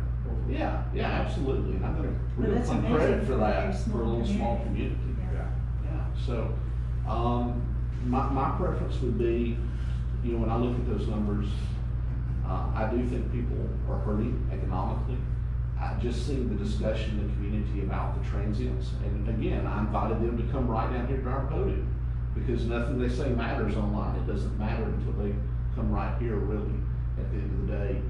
And, I think we need to be cognizant of that. And when I say cuts, I'm not talking about personnel. I'm talking about making every non-discretionary, cut that we can to lower that level, because there may come a day when we say we can't do a rollback rate, or we have to do something different. And it is an effective tax increase by holding the rate the same, because I think our values went up like 7% year over year in the past year. So, that's just normal appreciation of your home value. But for predominantly middle class city that's getting squeezed, and has been squeezed since COVID, thanks to federal policies, we have to do what we got to do in that way. And so, I do want to certainly make my views known. I appreciate the work you do on the budget committee. I don't have any special projects. I'll be glad to support what we've already got going. But I do think we ought to take a serious look ahead of waiting on the legislature. We ought to assume worst case scenario. Be prepared. No, I would do it right now as if it's already passed, regardless of what they do. based on public appetite. Because when you go to the governor's website and you put your home value in, and you realize how much money you're saving, that changes everything. I mean, it does for, I think, anybody in their right mind. And so, I certainly feel that way, and I think a lot of people feel that way. I mean, you know, you look at government, people have a negative view of what we do. Obviously, that's too bad. But a lot of times it's local, and we've done a good job locally, but people don't always see that, and so we need to be cognizant of that, in my view. I think that's a good segue to talk numbers, Yes. if you want, Madam Mayor. Yes. So I'm going to broadly just describe overall impacts to a budget. So I took the draft 26-27 budget that the general fund budget that we developed for the Budget Finance Committee as a starting point to look at how could this impact the city. So if you looked at that budget, though that budget is not complete or finished, it started off with a $170,000 draw on the reserves, just as a starting point. So we were kind of, you want to look at it one way, negative $170,000. So if you look at the impact of this, $120,000 to $130,000, that says the city, to get to a balanced budget with this change, would need to find $300,000 in expenses or additional revenue to come even. And so the broad way of saying what happens with city operations is the city goes down to just the basic functions of governance. Making sure the roads are taken care of, making sure the sidewalks are taken care of, making sure the stormwater is taken care of. City of Keystone Heights has benefit in that electric, water, sewer, police, fire are taken care of by other agencies that will deal with their budgeting process. So for the City of Keystone Heights, that's effectively all we would do. And build more infrastructure, fix that infrastructure. That's the bottom line what would happen. We would, by the build that I did, we'd keep the same amount of employees. We would just focus on that basic infrastructure. So what does that mean broadly to cuts? That says anything that would have been called an event goes away. So we'll start 4th of July fireworks.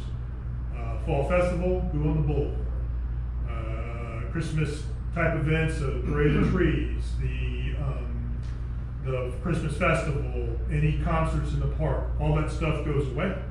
That's fines the event savings. It's not a core function, and so that went away. And then you start to go, okay, and the city doesn't spend massive amounts of that, to be clear. That's probably $50,000 in expenses, what we would pay for police to support us in those events, $15,000 a year. So you take all that away, and then you start to go into funding for, let's just say broadly nonprofit organizations or things in support of nonprofits. The city puts $10,000 a year aside for lake issues based on the discussions with SOLA.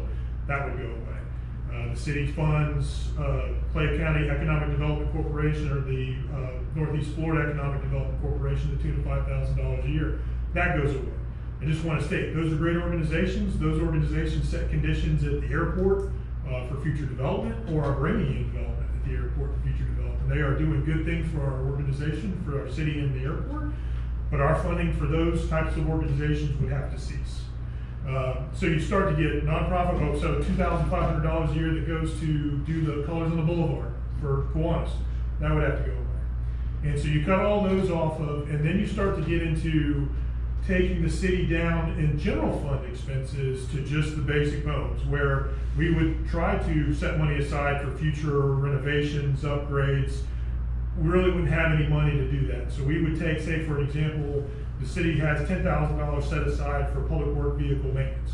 We'd cut that down to $5,000 and we change the oil, we change the brakes when they needed to. We would basically go to more of a, if it breaks, we fix it type of mode with general funds. We wouldn't be able to be very proactive and have money to set aside for future issues. We would just get down to that, like I said, if it breaks, we fix it. And then with the funds that are routed into community redevelopment agency or infrastructure, we would still be able, I believe, to continue to seek grants and do projects and infrastructure projects, but we would take our events director and redirect her into a role of grant coordinator. And then we would charge her labor against the infrastructure fund and the community redevelopment agency fund. And Drew would then focus on full-time going after grants to go after infrastructure type of activities. So I foresee we're able to keep the staff on board under this scenario. I'm not saying it's passed, but if it does, we take the staff on, keep staff on board, keep focusing on the basic functions of government and city Keystone Heights. But all the fun stuff goes away. And then, like I said, once again, we go down to if it breaks, we fix it, and that's our level of capability in the future, unless we get more revenues in. So I wanted to be broad. I can go into eaches. There's a lot of cuts to expenses. There's another example. We pay out $3,000 a year for a thing called Text My Gov, so that folks, if they wanted to report a sewer main break or a water main break that through text, we get rid of that. Just call City Hall. So we would slim down more than we already are, but we would still be able to continue to be baseline functional for a municipality. So. To me, and I've been looking at this pretty deeply, especially in the last 24 hours, and I'm not done. Is it changes who we are? Yeah. I mean, it really does. And what I really dislike about the entire thing is everyone's created equal in the state. We're number one on the list to be most impacted of all cities in the whole state of Florida, based on the reference that you provided. Mm-hmm. And all the other smaller communities are also going to be impacted very similar to us. The bigger cities will not be, because they have other fundings that come to them, and they can still have their events and do all the fun stuff they like to do. But that will cut us into quick.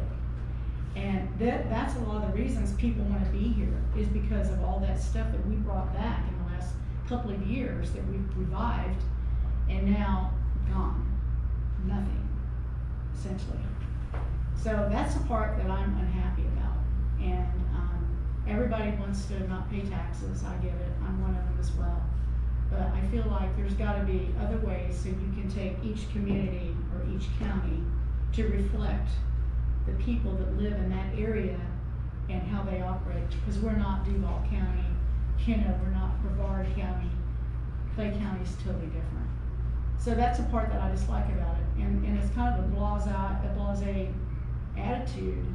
I mean, I've watched some of the interviews and stuff, and I just don't like the attitude about it. It's sort of like everybody's the same. It doesn't really matter where you live or what you do. So I'm just kind of disappointed it's not more of a personalized approach. I would think that, I've been looking at several policy institutes with it, and I'm not convinced, even if they take their property taxes, that we still eventually won't have a workaround for revenue. Is this really a tax cut, or is it tax shifting, really? That's true. Move fees somewhere else. I know there's some groups that have said that. So, but I think the part about homes and about where you have renters versus homeowners and things, that's got to be flushed out in the state, and we just have to deal with what's there. And I love events. I stayed down there. They closed it down the other night. I was hoping to catch a dance with you, Madam Mayor. But you left me. Yeah. But It was a great band. You know, at the end of the day, the public and our community groups, we have someone who was complaining that we had too many churches in the area. That's exactly the place. We've got community churches, we've got schools, we'll figure this out. I'm convinced. We have very many good people here. But saving our employees and balancing our budget, finding a way to do it. And it may mean that one year we can't do a study for something. Something does get put off. It could be that septic to sewer gets delayed. And, you know, we want to advance those initiatives. But I'll tell you, for my part, if it means balancing the budget and doing this for our homeowners, I do think it's the right thing to do because of the climate.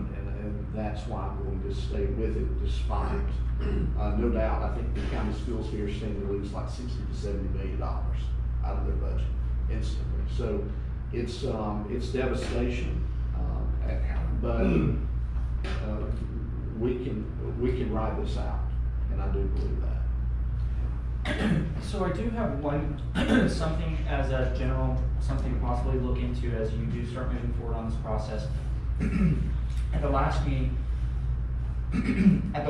we had talked about with the 4th of July, Councilman Lewandowski had brought up securing funding from Clay County for some of the marketing or things like that through the TDC. I would like to see, I mean, you and I can talk about this personally, or we can talk about it at the next meeting. I'm sure we're gonna be continuing to have these discussions the next few months. How much we would possibly be able to secure through the TDC for things like that. Because I do have to agree, that is my one big concern is, you know, folks absolutely do need relief, but one of my big things too is, you know, as a smaller community, you look at these counties, for example, Orange County, which is Orlando, they get a ton of money through tourism taxes that we do not get. Miami-Dade County gets that. Duval County gets that. And for us, you know, for example, the 4th of July, the rest of Clay County isn't really doing much. And so if we're the one place that's the destination for not just Clay County, but a lot of the region, you know, what can we get to offset those things? Where even if we do possibly have other, looking at, I guess, alternative revenue paths to protect those types of things, because we are disadvantaged in that way of, we are such a rural community. I mean, our 4th of July celebration has been going on 60 something years.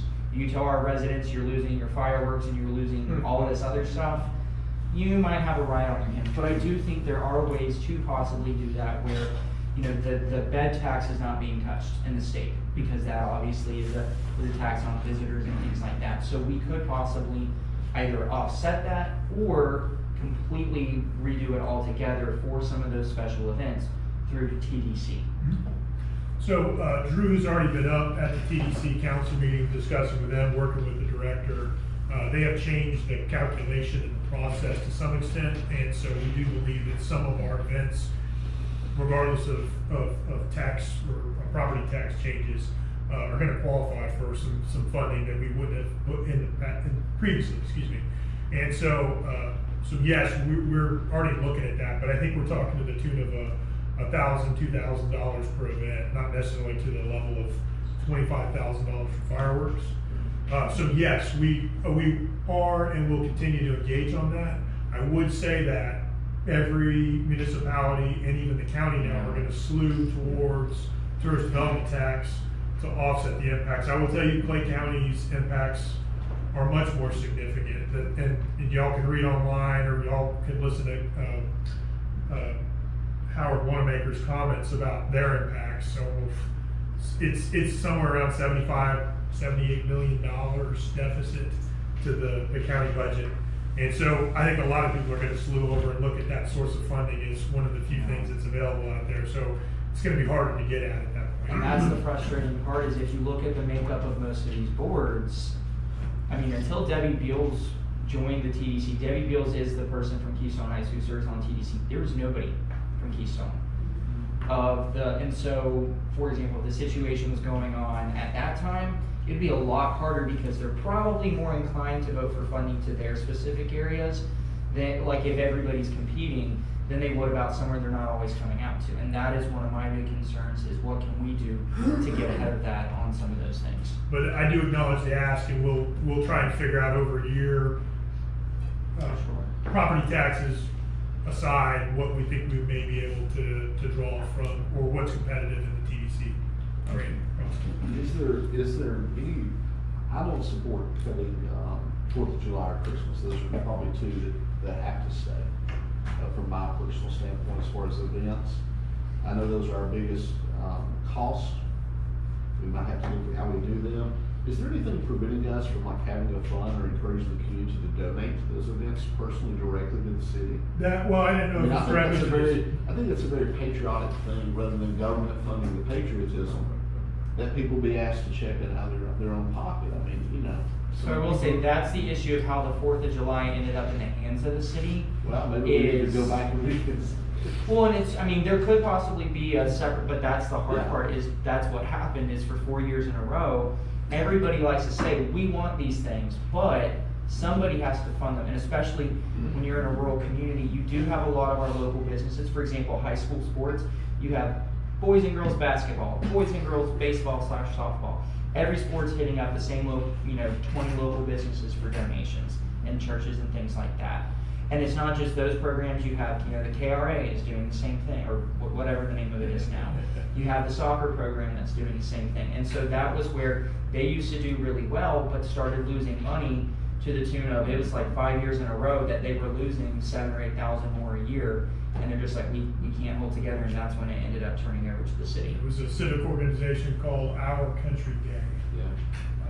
Yeah, and they would have been fine if we had allowed them a location where they could have the street dance. Because the street dance was where they made all their money. But we didn't do that. Well, the mayor's ball, let's do it in the road. Well, it wasn't that we didn't do that, they wanted to serve and sell alcohol. They always have. Right, which was prohibited at the time on any city property. It was allowed though if the city council would vote for it. Back then it wasn't. Okay, well, but That did definitely before. changed with the pavilion renovations. No, we did it out at the airport. City council approved it at the It's not airport. in the city. Yeah. That is a city. It's city But it's owned different property. organization though, was Like the that, one that it's not gave in the city. the. Right, it's not, that's why we do the League of Cities Dinner, or have done it out at the airport. Cause it's not, it's city-owned property, it's not within the city. Okay, well, we still did it at the beach and we served alcohol. We The did. city council approved it. The city council would not approve it in the past. That's what the problem was. Well, I would assume by the direction of the current council that's sitting here, that might possibly a different situation for special exception at the pavilion or something I mean, this is a very unique situation, but, I don't wanna get, too far off of it, but I know we were talking about the major events. Yeah. And finding ways to Sure. do that, so I did kinda wanna redirect it back that way. But to I answer think your we would be question, open to anything. cities don't accept donations like that. Okay. There's always foundations, so there's, Parks Foundations, the Friends of Peace Nights, they handle the centennial events. They're nonprofit organizations that conduct fundraising efforts. So then we could potentially do it through Friends of Keystone Heights, considering some of the other things that we have through there. And then, I guess it would be us separately from our council rules, working to try and help them fundraise as well. We can't. We'll talk about Oh, okay, it. okay. Okay, so then, okay, you can't do that. I don't know, that's why I'm asking. What? Sometimes these laws get in the way. Yeah. That's fair, I'm just trying to figure out how to do it. No, and Madam Mayor, I think I hate to be the one, like the Grinch that stole Christmas, and say events in Keystone Heights under this scenario. It speaks nothing to our love for the Kiwanis and Friends of Keystone Heights and Rotary, and all the volunteer organizations that are working so hard every day. It is, when I just say it is purely a dollars and cents and getting to a balanced budget, we have to look at that under the scenario we're talking about. Yeah, and I mean, people need to know where the impact's gonna come from. I think it's important for us to be aware of that, and, because it's not gonna be received very well. It's kind of like double-edged sword, you want cuts on the taxes, but you don't want other things like that to go away, so. Moving along, so just ignore my thing with the park right now. We'll pursue that when we have an opportunity. Do you have something you want to add? I have a question about this, this legislation, I guess. I've given up trying to turn the Titanic. I've lived here about 5 years, I don't think I've been asleep. But where did this initiative come from? Governor DeSantis. Governor, Yep. and nowhere else? No, He's the one pushing it, yeah. It's it his thing. just came to his mind in a dream, we're gonna eliminate property tax. No, he's had it for a while. I'm trying really hard out here, Brent. Was there any? And Yeah, I know where you're talking he is about. out of office in Well, January. Well, one of the comments I made when asked earlier was the timing. Yeah, coming out, this was the webinar that Florida League of Cities did this morning, going over this and the process and when the two bodies were gonna start considering things. And he made the presenter at Florida League of Cities made the point that he didn't say it in these terms, but I'll paraphrase him. What is the point? We've got the constitutionally mandated review of our, I guess, on a 20-year cycle, review of the taxes in the state. So what's the hurry in passing this legislation if we've got this constitutionally required body to review our taxes anyway coming up in about 7 months? What's the hurry? And I have the same question. The flavor I get is that the politicians are in a hurry to try to subvert the intent of this constitutionally mandated body. I would not say it that way. I would say Governor DeSantis wants to get this done while he's still governor. Okay, now. And that's the push. Does anybody understand why he thinks this is a good idea? It doesn't matter. Because he speaks to many seniors. I mean, as the concept originated, he was speaking to seniors who are on a fixed income. Who didn't understand why they have to continually pay rent to the state on a home they already own. Okay. And he thought, that's an interesting idea. And he thought there's no reason why if you own your home and you've homesteaded it, that you should have to continually pay the government to have your home. It's real simple. I'm Government's not gotta arguing, raise- you asked Yeah. how it started. Okay, thank you. That was how it started. Okay. And then he looked at the increase of the last couple of years, from where it was and now to where it is, it's over 30 billion or something. It's a huge So at number. the time, the CFO changed, and CFO Angola, former legislator, started going around the state and heard the DOGE efforts where they were looking at government efficiency. And he identified a number of different places where they went and they went through an extensive audit type procedure where government waste was pervasive in local governments and county governments. Understand And that. that continued to fuel the rhetoric as to why it doesn't mean that, why ad valorem taxes don't need to be what they are. So the unfortunate, and where he's going with on this is, so we do very good as a city and being very responsible. And I will say, I'm very proud to say that, looking at all of our stuff. And Clay County does pretty well as well, despite what you may see on Facebook. But you have counties, and I'll specifically remember actually when I lived in Gainesville, where GRU was, their funds for things were being stacked to be used for special projects of things such as they did a universal basic income trial to give money to certain residents. And that's the problem is unfortunately you do have communities that do it the right way, but you have a lot of communities in county that spend money very, very poorly. And that's an example. And so that's a large crux of it. My question is, why is that a problem to be solved at the state level? I mean, it goes against this whole notion of home rule. Absolutely. That's exactly right. And that's where It CFO just Angola. destroys And that that's concept, my and I don't know why any citizen would support that. Because They can CFO vote the rascals out, but if they pass this law, we don't have a choice. We've given up control of our lives to politicians sitting in Tallahassee that are very seldom accountable to us. If you're Because complaining about, incumbents get reelected all the time. if you're complaining about Tallahassee, I agree with you. Just think about the adult entertainment side of things. Mhm. I wonder sometimes if it's not more like a parliament down there, pretty much. Well- And we're more like a town council in Yeah. your UK sense. Yeah. But,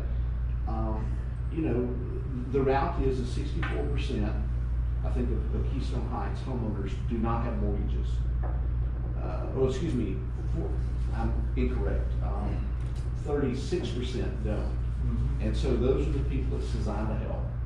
Okay. Obviously, others. But we can help them. Well, Without- but the state's preempting an area, and they've preempted in this area, we've gotta deal with what's there with the high cost of living. We can issues. help them, we can decide how we want to do taxes or something. I agree without- with you, but they say without that we depending on can't, the state so we have to to deal with do what's that here. for us. Ultimately, it will, one way or another, we'll know in a couple of days, I guess, Yeah. where this is going. I would assume by Wednesday or possibly shortly after.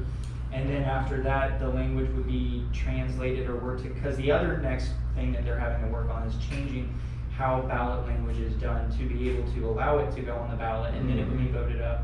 It would be voted in the fall. Yeah. And then take effect, I believe it said, the beginning of 2027. Is that January correct? January. Yes. January. Which would impact our 2027, 2028 budget, I believe is how it would play. So that's the problem, is your property taxes are collected on a calendar year basis, not the fiscal year that we use for October 1st to September 30th. Okay, so maybe the best we can do is try to educate our citizens on the impacts. That's the way the League of Cities and the campuses address it. And the League of Cities, and I'm sure there'll be plenty of, if it were to come to a vote in November, there will be all kinds of commercials and so on ad nauseum in But not favor from the or city. against. Pardon? But not from the city. Oh, I understand. Again, they're making it a statewide issue. When it becomes a ballot issue, actually, it's probably even now, I think on my side, we're allowed to just talk about the impact, here's what it means. Yeah. I don't believe as a city, the city can take a position either way on the ballot initiative. Correct. But we can write letters to them, in our opinion. Florida Policy Institute, Florida Tax Watch, there's a couple of others. I would encourage the public here, if you haven't checked out the governor's website, but go look at those that are nonpartisan. There are some that are run by former elected officials and some others. I think there's a James Madison Institute that's in the mix as well in Florida that tends to be a little more kind of, I guess, in favor of it, so you would get both sides. But you can go and they break it down by county. I don't know if any of those go to the level with us on that granular, but you can see what's there. And of course, the census data information is available as well from Data USA for Keystone Heights. And that will give you an overview of an aggregate of kind of what people in the community are dealing with from that side. So, I didn't mean to throw that kind of all out there tonight. Yeah. I brought up the budget, No, but I just had to I think it's say. something we had to talk about because they're in session now, so Yeah. this decision's gonna come down Wednesday. So we need to write a letter, it has to be done pretty quick. Thanks. But yeah, we need to talk about it, so. Okay, next would be Mr. Commando, any comments? I think I've talked enough lately. Council, do you guys have any comments? Busy month? So I do, Yeah. so I do have just one mid-lengthy comment, but I'll keep it as short as I can. I know this is the last meeting before our 4th of July, and this year is, of course, the sesquicentennial. So, for those of you guys in the room who don't know, Clay County is actually getting the Traveling America 250 Museum. It will be at the Clay County Administration Building from June 15th to the 17th. There will be a special ceremony, I believe, on the 16th at 10 a.m. We're there, Clay County will be doing our own celebration. So I really encourage for those of you guys in the audience, for anybody watching, to come out and attend. It's a really great opportunity. The county government also has a website highlighting this and some of the other America 250 events that are happening throughout the year. For example, they have our 4th of July celebration highlighted on there and some other things. So I encourage you to go look online at the county website and you can find out America 250 events happening throughout the year here in Clay County. And then separately from that, I encourage you guys to take the month and do a deep dive into American history or even some of our own Florida history. I will actually tell you all, so I wanted to include this because this is something I found, and I don't know that our Heritage Commission knows this, I never knew this. But I've been digging through some of our own regional history. I'm a big music fan, big Tom Petty fan. And obviously many people know Clay County's contributions to Southern rock. Leonard Skinner is from here. Very frequently they talk about Molly Hatchet. Many of the band members live in Lake Asbury area. But Keystone actually has our own contribution, and I don't know that it's well known or widely advertised. And so I wanted to share this to add it into the record and then hopefully work with our Heritage Commission to identify some more information. But last week I got into a thing during the day where I was reading some history on Tom Petty. I found one of his live albums, so I was reading something on it. And I learned through that entire process that Tom Petty performed at Keystone Beach during the 1960s. Not only did he perform at Keystone Beach during the 1960s, but one of his band members in the Heartbreakers had a place on Little Lake Geneva where Tom Petty and the Heartbreakers frequently would come over and hang out on the weekends. And he reportedly spent so much time here, he actually dated a girl in Keystone Heights and wrote a song about it named Melinda. It's a very obscure song. It took me hours to find it, but I found it on Spotify. So I encourage you guys, and he specifically says he's going to Clay County to go see Melinda, and his best friend talked about it was the girl he was dating in Keystone Heights. And I thought that was really cool because I highly doubt there are any other songs about Keystone Heights that you will probably find out there in their public record that's not been written by somebody that lives here. But the fact that Tom Petty has a song about his girlfriend he was coming to see in Keystone Heights, look it up online. I encourage you to look it up. It is Melinda, and it's actually pretty good. So it's a very obscure song. It's not something most people know. I don't know very many people knew that before this, but it does specifically say, I don't know that our Clay tourism people knew this. It was like 7 hours into just a history thing that I was going into while I was sitting bored at the airport. So I thought that was something, as I talk about looking to our local history, or looking to national or state history and our local history, you never know what you will learn is on your own back doorstep. So I encourage you guys to spend the rest of this month looking into our national history, our state history. I'll give one more local history tidbit. Of course, our moon tree that we have there, that was grown, the sycamore that is right there on the corner by the library, that is from a seed that was flown on one of the Apollo missions, which is very cool. Shout out to Wendy and our team here at City Hall that put a lot of work in to fix up that box several years ago. But there is just so much, and especially now heading into the 250th, now is the perfect time to do it. So I just wanted to include that. I thought it was so cool when I heard it, and I was like, there's no way. And I will bring the articles next time for everybody up here to have, so you can actually read it. But you can find the thing online where the guy references that. That is my comment. Do we know if Melinda's here in town? Don't know. Ooh. I mean, it was the 1960s. So that was 60 years ago. So she may be here. She may have moved on. Who knows? We could have an official municipal tune. But I do think it would be. Wow. I do think it would be really neat moving forward. Not a discussion for the rest of tonight, but to see if we can't get something that documents that.